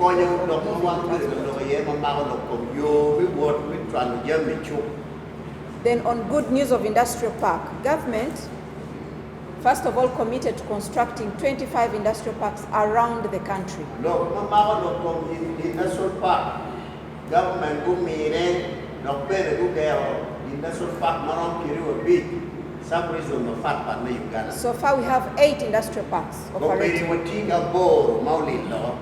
Now, among the 17 that are yet to be constructed, Gulu is one of them.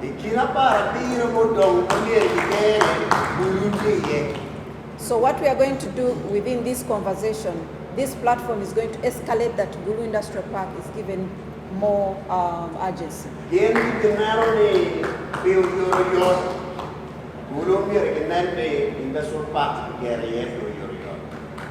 On the roads, because almost all of you did mention how the roads where we are getting our produce are not good.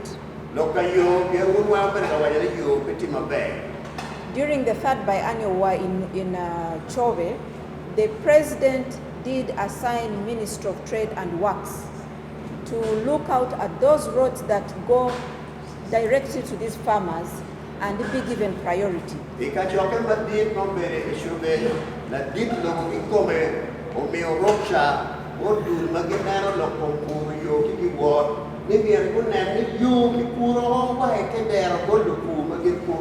So the president really emphasized that at least they should be given the first-class Maram roads.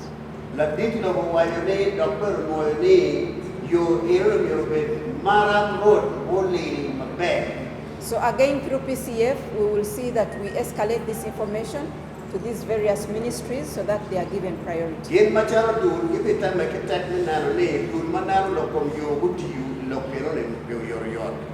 You've talked about intervention hub being in Gulu, of interest to ensure that we have the Uganda Industrial Research Center.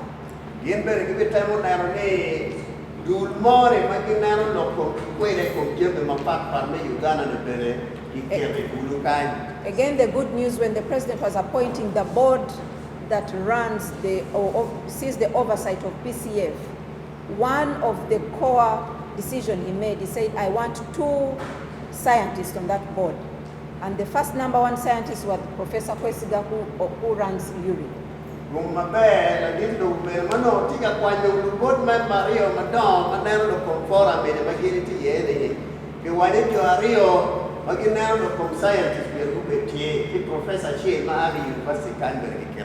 So the pledge on behalf of PCF is to ensure that at least we get URI and UMA here be part of this industrial hub, so that they are closer to you people.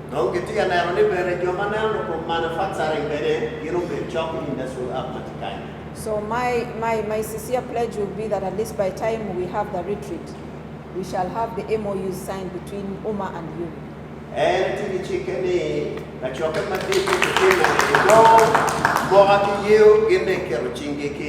Manufacturing industry. So those were the core points that I wanted to share with you for purposes of information. But now on the other major one, which are tractors, it's time.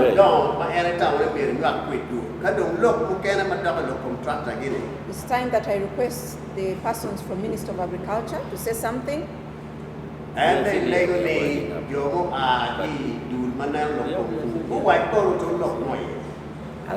when they are done, we shall have Maxima just give us one or 2 minutes of her testimony. And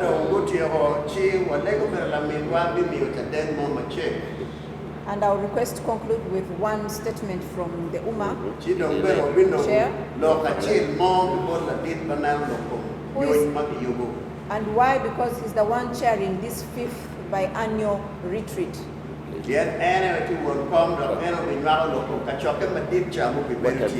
And you can see that his interest of ensuring that this is a success, he did not delegate anyone. He said, I am chairing this committee to ensure that this convention or retreat happens in Gulu, and he's here.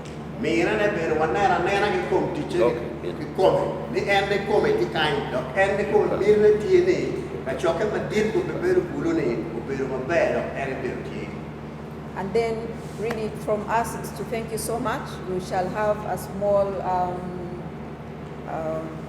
meet and greet that is sponsored by the president, but under the host of General here.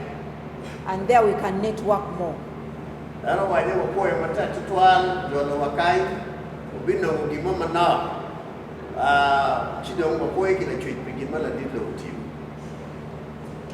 And please, I also want to conclude by inviting you to that retreat.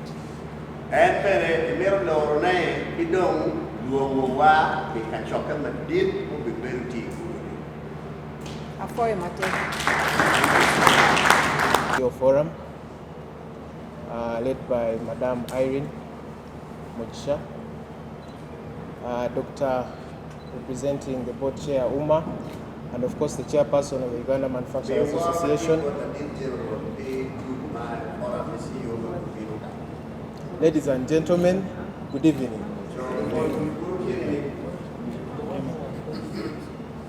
Through you, Chair, allow me once again to introduce myself. I am William Mwesigwa.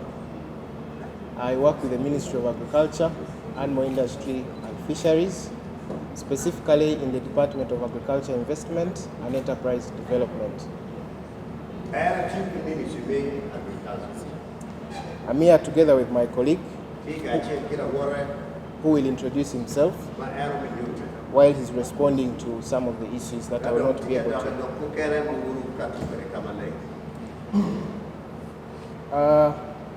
We bring you greetings, first of all, from the Permanent Secretary, your colleague General, Major General David Kasura,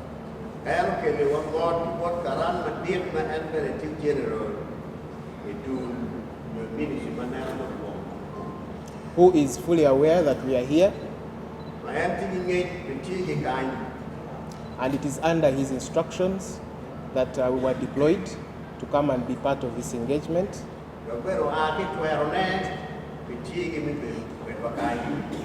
Some of you will ask why not a very senior person to be part of this engagement.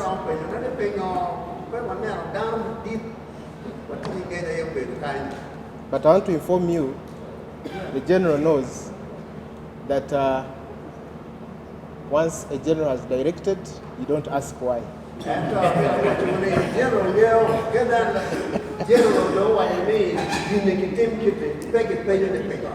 Order afande sio maombo, au sio? So it is under his directive that we are able to be here to listen in to the issues and report back.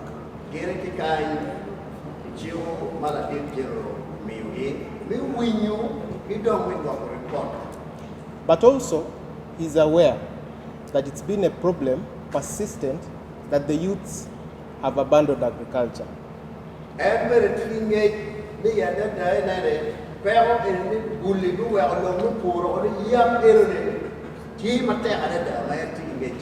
And because of that, he has consistently deployed fellow youths to come and interact, to incentivize and encourage the youths to be part of agriculture at the various stages of the value chain.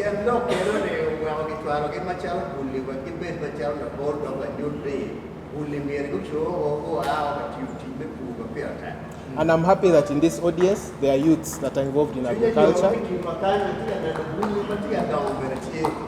on top of the women and the elderly, our fathers and mothers.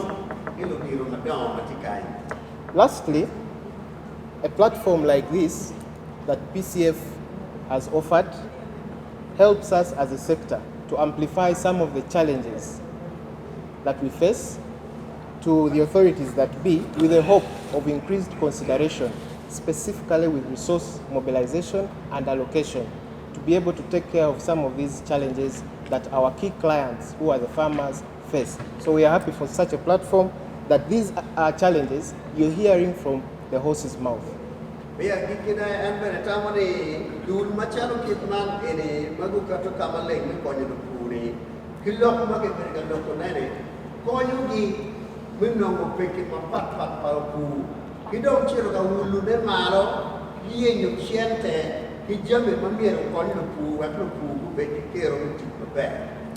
And also finally, your efforts as a forum align very well with the ministry's vision, which is to transform from subsistence to commercial, sustainable, but also climate smart agriculture. So we are happy for that, madam.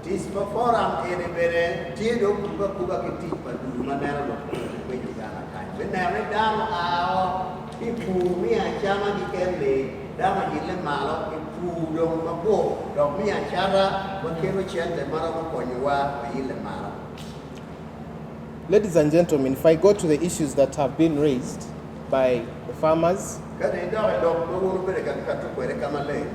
I'll be very brief. The issues are largely rotating around seed, mechanization or agricultural equipment, and disease control.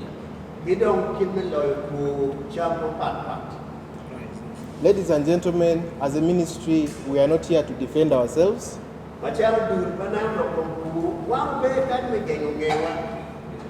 to further listen to your issues and take them to the appropriate platform, but also communicate some of the interventions that have been done by the ministry that maybe you are not aware of, or those that have been.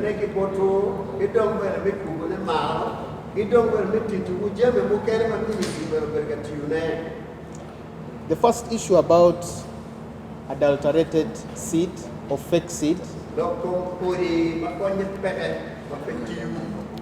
Ladies and gentlemen, it is very painful to pick out your money, buy seed, and it doesn't germinate. But even when it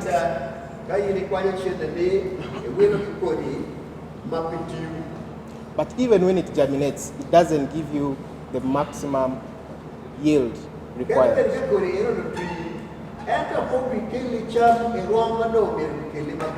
Which company is supplying Pana? Which company was that? Pana. Most people have been getting it from, I think, from Bali, Kenya, from Kenya. And and that's the highest adulteration in the market. Thank you for that information. It's very painful, but unfortunately, this is not done by anybody else but our brothers, our sisters, our mothers and fathers.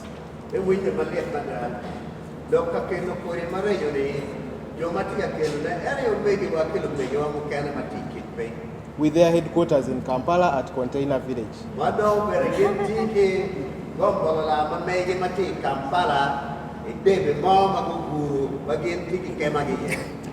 So, being that we know the problem, what has been done, or what is intended to come in the future, number one, Cabinet, which is the highest decision-making organ of the country, is aware of this problem.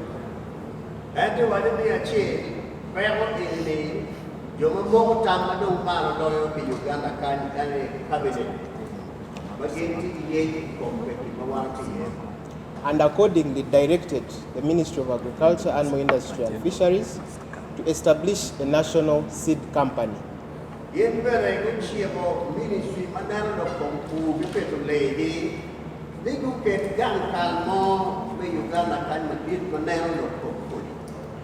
And this seed company is not coming in to monopolize the business, because we are aware there are private companies that are in the business.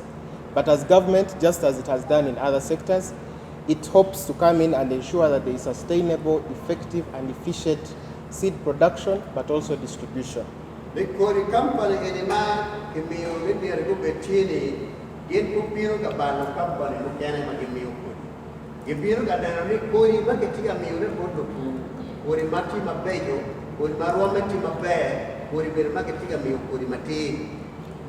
And this company will not only be dealing in seed for crops, but also the right breeds for those in dairy, but also fingerlings for those that are in fisheries, both capture and aquaculture.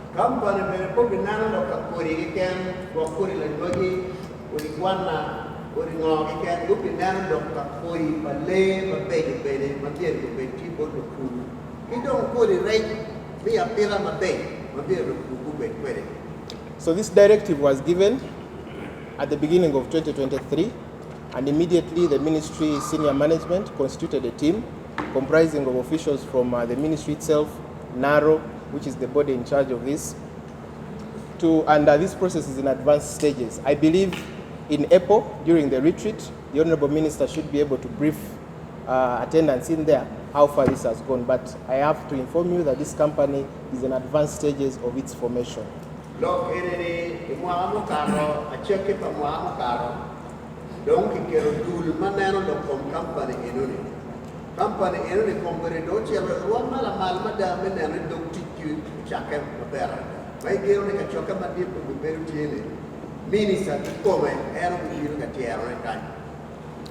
The second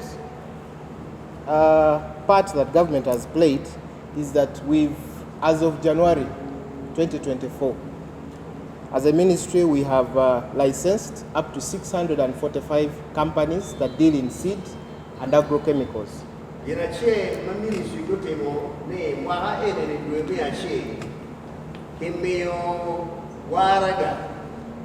What company? Mia Bishi. 645 companies. What company?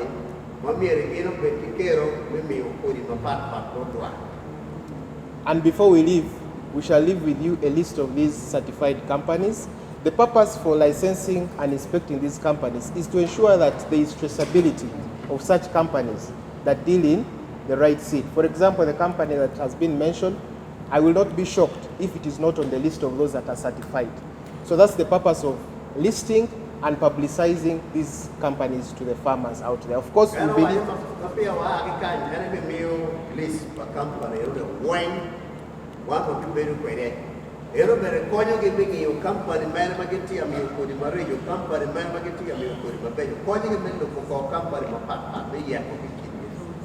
And of course, the challenge in there is that this information has not been publicized as much as it should through the platforms that there is, especially through the media. And we shall request the RDCs, the district production officers, to help whenever they get airtime on these media platforms to share these lists. I know there will be issues of advertising and all that, but through their mechanisms, there can be a way of disseminating this information to the farmers out there so that they don't fall prey to these companies that deal in adulterated seed.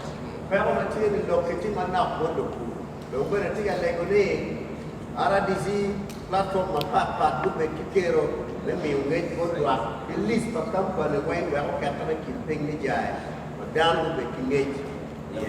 Now, away from the technical interventions, because dealing in adulterated products, in this case seed, is criminal, there is an agricultural police under the ministry. Of course, challenges notwithstanding, there are operations that are mounted across the country, but of course they are limited. We agree that there is need for more enforcement operations through the agricultural police. That is if it is staffed further, but also resourced. We believe that this vice will be minimized.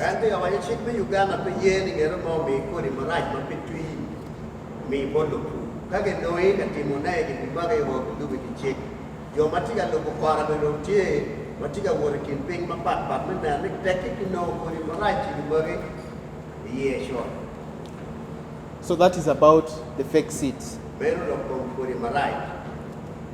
About the tractors. We are grateful that there is high demand for these tractors. However, it is a good problem that as government, for now, we are unable to meet the demand. But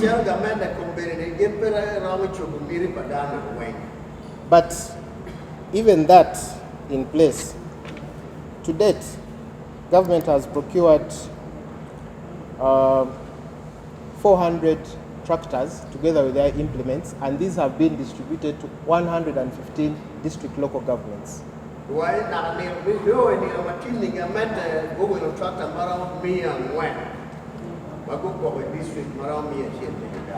However, they are not enough, given the number of farmers who are demanding for this service. And it is at this juncture that we request a forum like PCF to continue lobbying for us as a sector.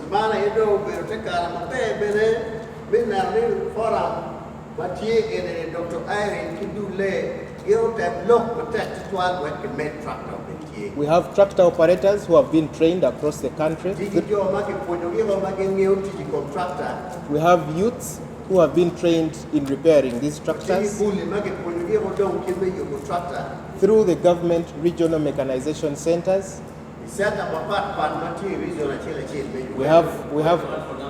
We have one in Agwata, in Dokolo. Yes. Then there is one in Chiriandongo. Yes. So these are. For now, no. Why? We are resource constrained generally.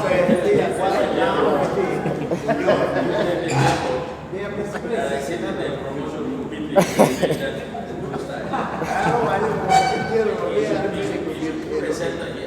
are going to relay that. In the whole country, we only have 8 regional mechanization centers, but there is capacity. But you can see the mishap. Yes. Where you have a bigger chunk of land, there is no. You don't have. Yes. You took the area where they don't even have a center. So now you are picking information. All these people you put together have over 100,000 acres, more than 100,000. All these people. Yeah. Can you see this?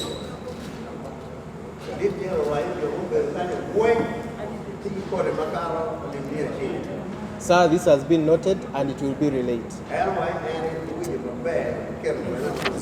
So we have all these resources, we have the people to man these equipment, but we need money to procure more tractors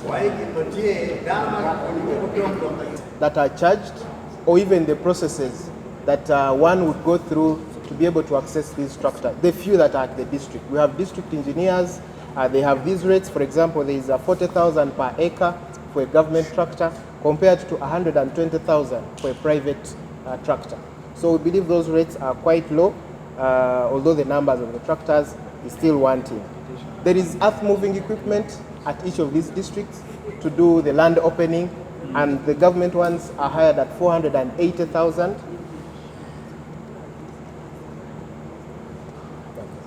Yeah, 480,000 for the earth-moving equipment to open up. These are at the districts, and the district engineers. Yes. Sure.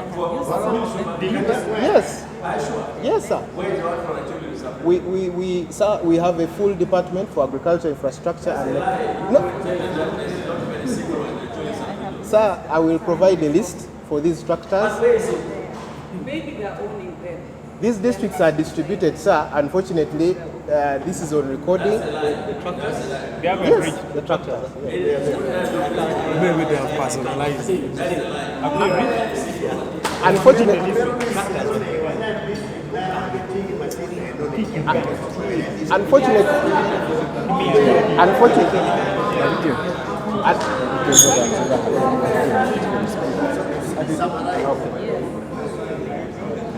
so unfortunately, we have a challenge of political influence and peddling once these structures are distributed, that even to some extent, some of them do not reach, like my elder mentioned there, and this is something we shall follow up. A minister launches a tractor to a particular district, and along the way it doesn't... Yes. The earth movement. Oh no, these bulldozers are at the regions, the regional mechanization centers. Sorry, I thought you were talking about the tractors here. The earth-moving equipment are at the regional mechanization centers. And by the way, even that truck they're talking about is only 9 horsepower, which only about 10 acres. Yes. Now, if you someone with 7,000 acres, you are giving a horsepower dying, we can plow only 10 acres. Why don't we plow 1,000? Is good the chairman, is good the chairman, the chairman you went with who? We were with him. You have seen the size of the tractor? Yes. Yes. You have seen it? William, utakaba details bahe somebody, give them somebody. And you have seen the one that supplied the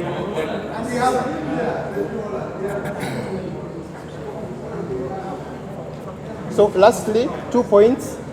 That is noted, General, and this is feedback to be given to senior management. Lastly, about extension workers. This has been a complaint that many farmers do not access this extension staff. There are very few. But the good news is that Parliament approved the recruitment of 5,000 extension workers, effective next financial year. We hope they can get...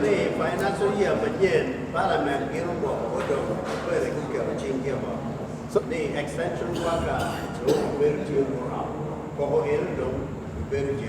So we hope that money can be provided, that these are recruited, retooled, but also... Yeah, there will be 5,000, and we hope the money can be provided. Lastly, about the issue of the tractor that was not delivered, this is something we shall follow up with the district engineer, but also the production officer, and then response will be given. About agriculture insurance and the access to finance. I request my colleague to speak to that, and through you, Chair, we beg to submit. Thank you, young man.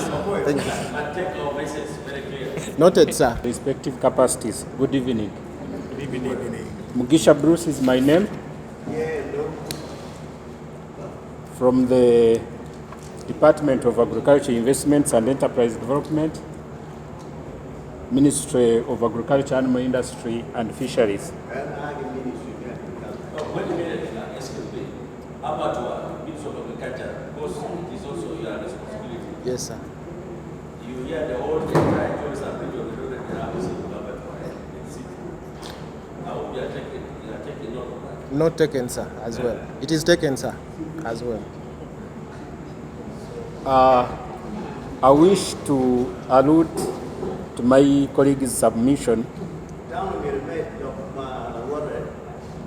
Access to affordable finance and insurance is priority number 7 under the agro-industrialization program. And one of the 7 priorities of the ministry.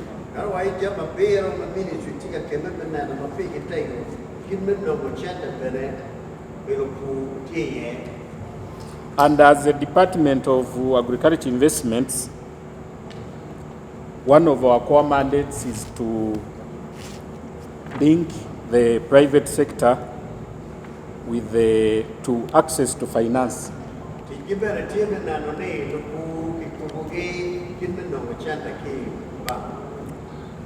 They say that information is power. I wish to inform the members here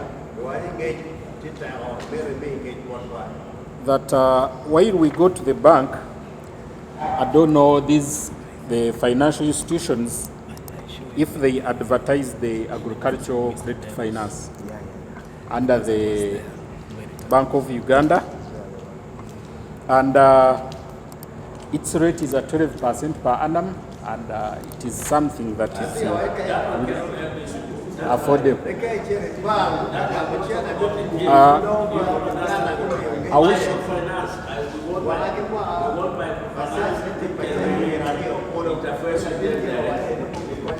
Excuse me, General, I wish to shed more light on this. Previously, it was more of large-scale farmers, but in 2020, this one was revised, and it caters as well for the small-scale farmers. But you know, but excuse me, do you know how long this would take to get that loan from the bank? Those commercial banks, because the money you charge on some commercial bank. By the time they even approve the loan, the system would have gone. And when they give them the money, the interest, they need to pay the loan. Now,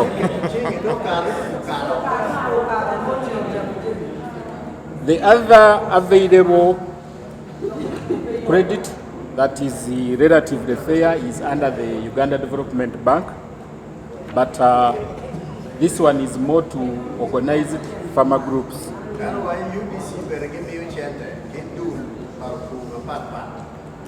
Then there is also the Agro Consortium, which has been receiving 5 billion for agriculture insurance.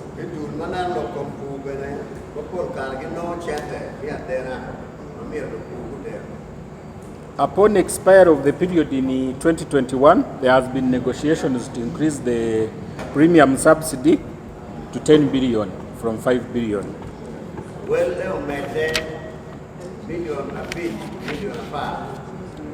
Through you, Chair, I beg to submit. Thank you.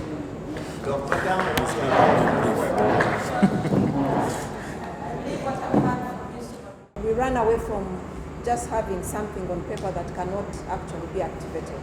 So that is what I promised, that we can get to that level, that by the time of the forum, we'll have some customized solutions from Ministry of Agriculture, especially in incentivizing them, and also in terms of affordable financing.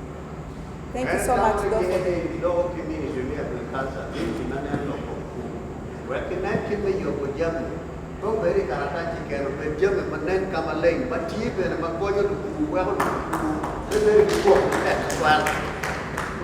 Thank you.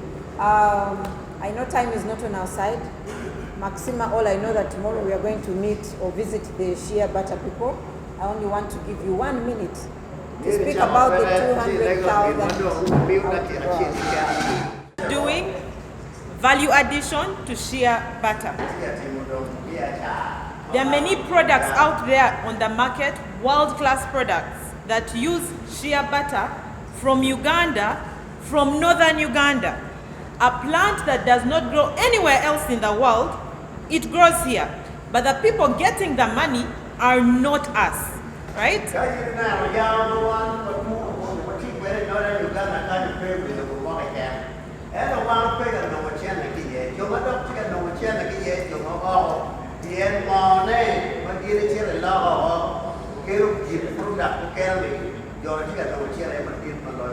Yeah, and you cannot blame us. The thing is that many people cut down the tree because there's no money, there's easier money for charcoal.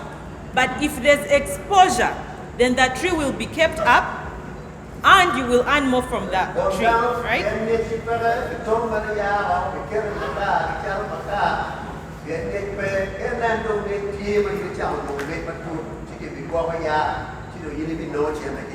Yeah, so Madame Irene said that the one with a painful finger is the one who will know how painful it is, right?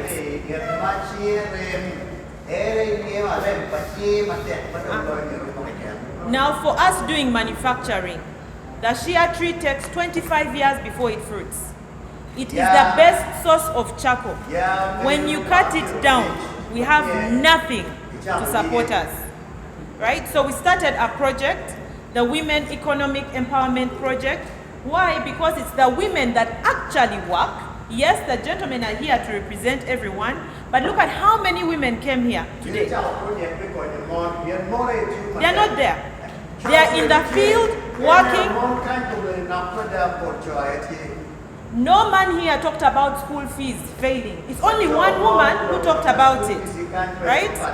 And it's a fact, right? So we have the Women Economic Empowerment Project. The problems you're facing: access to credit, access to finance. You can't get credit because you don't have financial records. They are asking for logbooks, equity, right?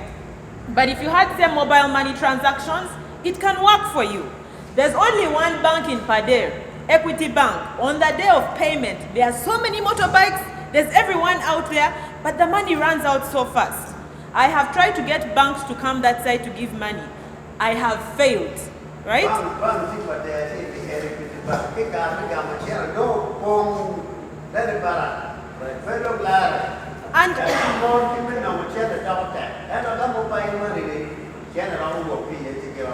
And I feel your pain. In Lokole, where we will go tomorrow, in Agago, right? There's a time... It's very beautiful, very fertile, but then when we ask people to bring their crops, for example, okay, we create access to market. Because we manufacture shea, we buy in bulk. But then there's no way to follow up. How many trees are there? The trees are being cut. The newspaper has said 20,000 trees are being cut. We have problems. We don't know the problems because we are not communicating with each other. You know, there's no record. There's no digital profile. Right? So the programs that the government is putting in place, like PDM, right? These circles that you're talking about, all they take records of are savings. But when people are lending you money, they look for production data, which is what you're supposed to be farming, but which you don't take records of, right? And then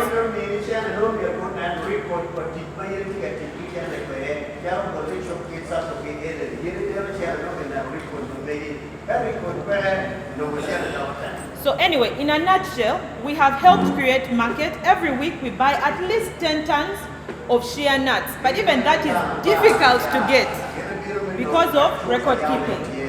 During the sunflower season, we helped to collect the sunflower seeds and we transported them to Gulu and Lira because the biggest problem is transport to the field, right? And then we take records of all that thing, all those transactions, and we put them in a platform. Then the people who have sold to us get access to credit at about 4% per month. In the circles, it's 10% per month. And it's according to a season. No equity, no nothing, just our promise to buy. And it has worked.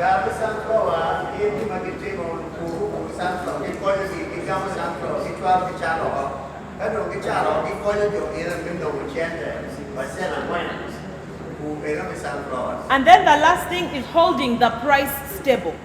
The price of shea nuts on the market, in the little markets, and then also the middlemen who come, they want to buy a kilo of shea nuts at about 800 shillings. Now for us, what we do, we train the farmers post-harvest handling, because that's the biggest issue. Then we keep the price stable, right? When we asked around, the going price at the time was 2,000 shillings. Farmers were willing to get 2,000 shillings for the kilo. So for us, we source, we sell, but we hold it stable. No matter what, if the people buying it buy at 1,500, ours is stable.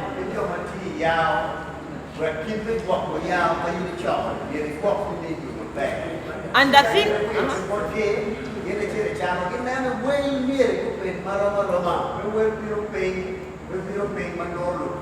so what we want to do is assure the buyers that you're getting quality.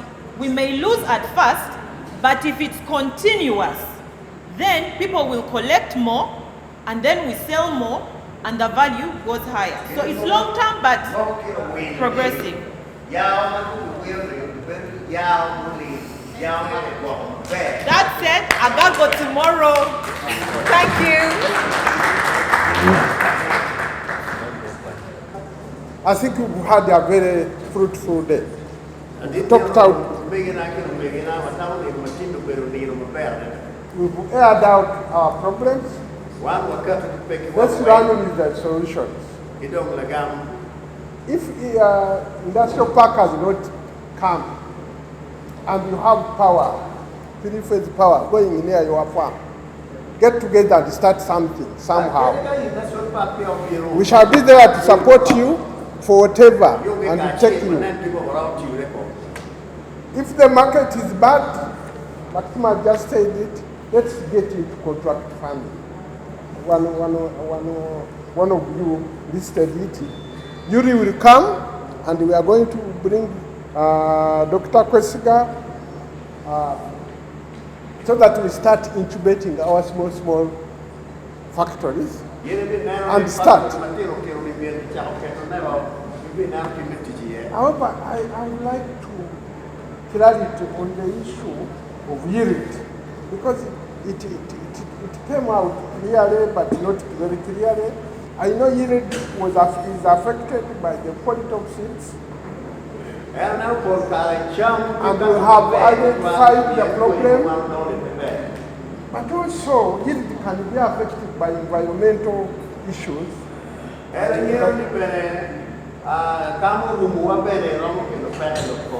The current shifting of seasons, when you get into, you miss time the season because of the changes, it can affect quality. And it can seriously affect yield. So, I've had very few people talk about irrigation, and irrigation at our level. How do we use this small irrigation mechanism, solar panels, gravity irrigation, to mitigate some of the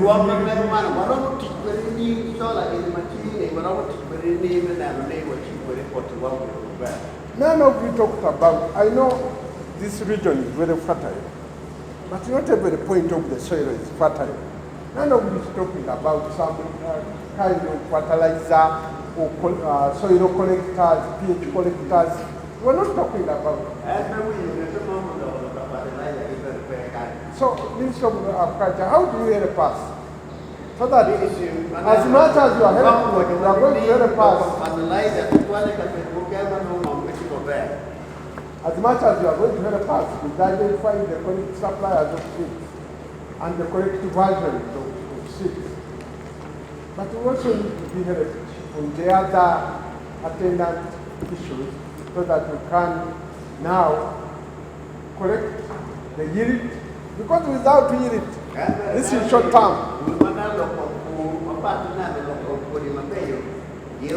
Without yield, you cannot borrow. If you borrow, your assets will go. So I think we need, Madam Wailin, when we come back, we should come back with a holistic solution so that we can now handle. I know you've been here for the whole day, and we are going to continue engaging. I request that I stop here, Madam Wailin. My cards are here, and I will provide the cards. Industrialization of Northern Uganda and value addition. Thank you. For your matter.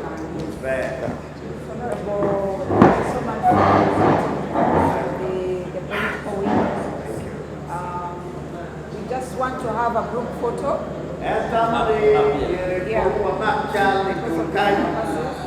I've been guided, we'll have one here, there will be a few seats in front and then one line behind and the other one. So please take care of Good evening, ladies and gentlemen. My name is Deo Kayemba, Chairman, Uganda Manufacturers Association. Currently, I'm chairing the technical committee for the PCF biannual retreat, which we are preparing sometime in the future, in the near future, and it's going to be in Gulu City.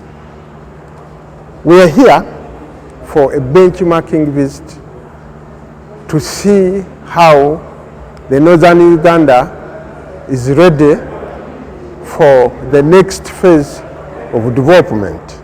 We started yesterday in Yumbe and Nebi.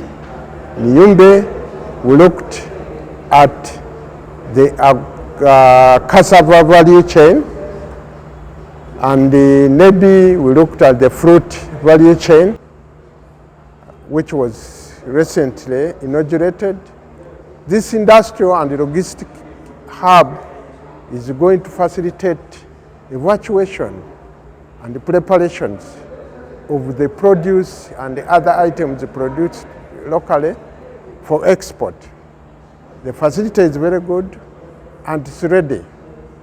However, we have a few additions which are proposed to them so that it can now incorporate the local community and the local value adders, that they can aggregate and export their items directly from Gulu. From the industrial hub, we went to Noya district. Particularly, we went to two farms.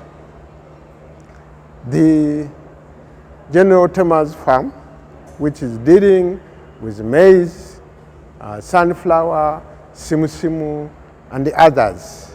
And then we also visited the Gulu Agricultural Center by our Danish friends, Oscar. What we have seen in this area is Gulu is ready and already running with industrial agriculture. They're already running with commercial agriculture, and what we have seen combined harvesters, we have seen wide range sprayers, we have seen irrigation systems, and in some of the areas we have seen tractor that we normally see in Europe, the New Hollands and the others, being imported and distributed from these centers. Yeah, Northern Uganda is ready for world-class commercial agriculture because they have land. You've had in the discussion we've had with the farmers, one farmer has 70,000 acres of land. 10,000, 15,000. And it's all arable land, it's flat, it's, you can use mechanized agriculture. So that's one of the reasons I think northern Uganda is ready for world-class commercial agriculture. The land is fertile, it's available, they have water and the sun. And now they have the equipment, the mechanized equipment, like combined harvesters, big sprayers, irrigation system to run with. What is lacking, and they have mentioned it in that they are not able to access quality inputs, quality seeds, they are not able to access quality chemicals, good chemicals for agriculture. They are not able to access, the road infrastructure is still lacking. But these are some of the things we are going to propose to government to work on. That is a given. That is a given. Northern Uganda, especially this area, Gulu, which is central, is very ready for an industrial park, because all this output that they are going to produce is not going to be evacuated to other areas. We want it processed here and provide employment to the growing number of youth now around. You know, after the war, many of the youth missed some schooling and others. We think if we set up industries here, and the Uganda Manufacturers Association, which as a head is ready to spearhead this, we can provide employment, we can add value to the produce, we can bring in manufacturing, which is not happening here, and make Uganda, northern Uganda, a hub for export. You know, Gulu is almost a border town. It's bordering Congo, it's bordering southern Sudan, and here you can also go Somalia. So we think that we need to prioritize industrialization of Gulu as a center for export, produce here and export. The industrial hub, the logistic hub, will act as an aggregation center for produce and as an export center for products all over Uganda, and Gulu will flourish again. You know, and that's why we are here. The people of northern Uganda are expecting alignment to the National Development Plan 3 of Uganda, which runs with industrialization as a key pillar of development, which runs with agriculture as one of the movers of growth, which runs, and the president has been very emphatic on this, which runs on value addition of our inputs in Uganda to drive this economy tenfold, as he puts it, in the next 10 years. So this is now the beginning of these initiatives, and we think northern Uganda should be one of the first areas that we target. The other aspect also, government is running with with the parish development model, PDM. And the parish development model is giving money to people at parish level. So when the people start producing, we need to aggregate this. We need to take it to industries, and this is where industry comes in. So the 5th biennial that we're going to be here are going to look at all these aspects and align government policy to achieve these objectives. Thank you very much. My name is Irene Birunji Mugisha, coordinator of the Private Sector CEO Forum. This is a forum that was initiated by the President for purposes of bringing together private sector, that is the engine growth of the economy, but more so to convene them to always engage with government on key policy initiatives that add value, to the national development agenda. Now, For the last 2 years, we've had several stakeholder engagements. These stakeholder engagements are driven by the themes that we select as through the board for purposes of to drive outcomes. Now, for the 5th biannual CEO retreat, the private sector CEO retreat, this is going to happen in the northern region, but specifically we'll be having it in the Gulu city. But because Gulu city is going to be the one that is hosting this CEO retreat, the 3-day retreat, we intend to always have stakeholder engagements around other districts. So we had a 3-day tour, field tour, going direct to farmers and finding out. If you're talking about northern region having cassava, soybean, maize, mangoes and oranges, and so many other crops. So who are these farmers? So we started off with Nebi and went through the cassava growers and finding out this variety of cassava and how they're able to add to have value chain into that product, that crop. Then we went to Yumbe. Yumbe is really, it's about the fruit factory. If we have a fruit factory in Yumbe, who are the outgrowers? What are the fruits that we are producing or the farmers are producing for this factory? And what does this entail? Then you're able to pick the right interventions for having sustainable processes and also sustainable growth in the commercialization of agriculture. Then now, today in Gulu, we were able to visit some of the farmers in Nwoya, and you saw the commercial farming, which is amazing. People having hundreds and hundreds of hectares or even acres, but growing specific crops, the soybean, the maize, and they are doing it on their own as private sector. But however, there are challenges, as you listened in through the exchange of interventions, where they raise these things of post-harvest. They're looking forward to being able to mechanize, but how can government support them in mechanization? So when we pick such concerns, then we bring a holistic convening of both private sector and also the government, who then speak to them. If you're facing issues of taxes, what is URA going to do to support you on that so that you can thrive? If you're facing issues of post-harvest, what can be done in terms of constructing silos? Here in Gulu, we have an industrial hub. Government is planning to build an industrial park. So all these things, we are able to capture them and then present them to the right people so that they are core interventions.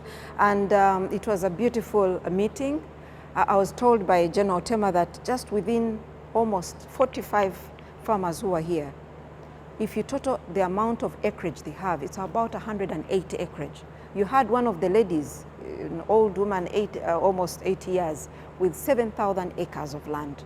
How can we help her to utilize that land? So one of the questions will be, how do we help them to utilize land that is redundant? But she has this land and it's titled. So PCF is really to intervene, to bring inclusivity, to bring on board interventions. We work closely with all the MDAs and name them. The ministries, you've seen Ministry of Agriculture here. We were together with the Uganda Export Promotion Board. And so during the retreat, we will have a caucus meeting where some of these, actually the 25 plus concerns that have been raised, they will be spoken to even before the president meets all the farmers. It's not easy to realize success in 2 years, but I want to tell you, at least out of the 4 CEO retreats, we've got about 42 resolutions.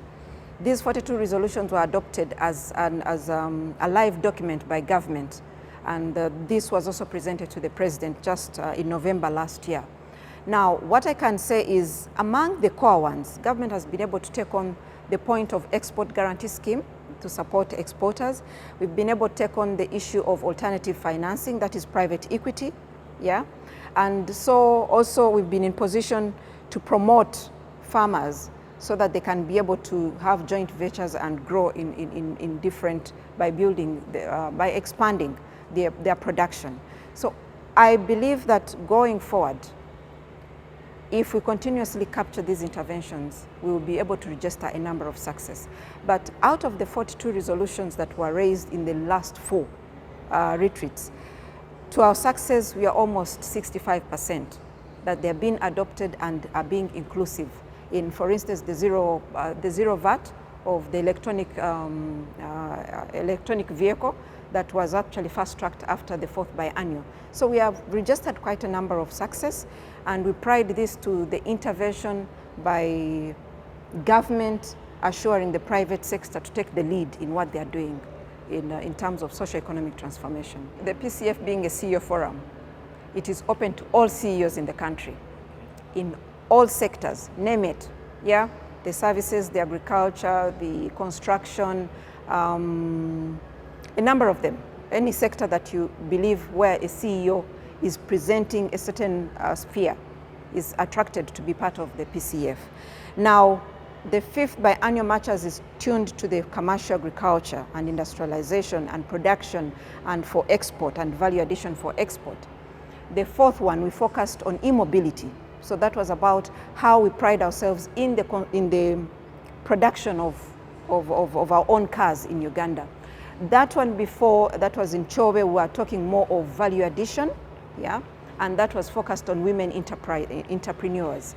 The one of Irenga, that's where we came up with the concept and the position of equity, private equity, alternative financing as one of the major setbacks for enterprises.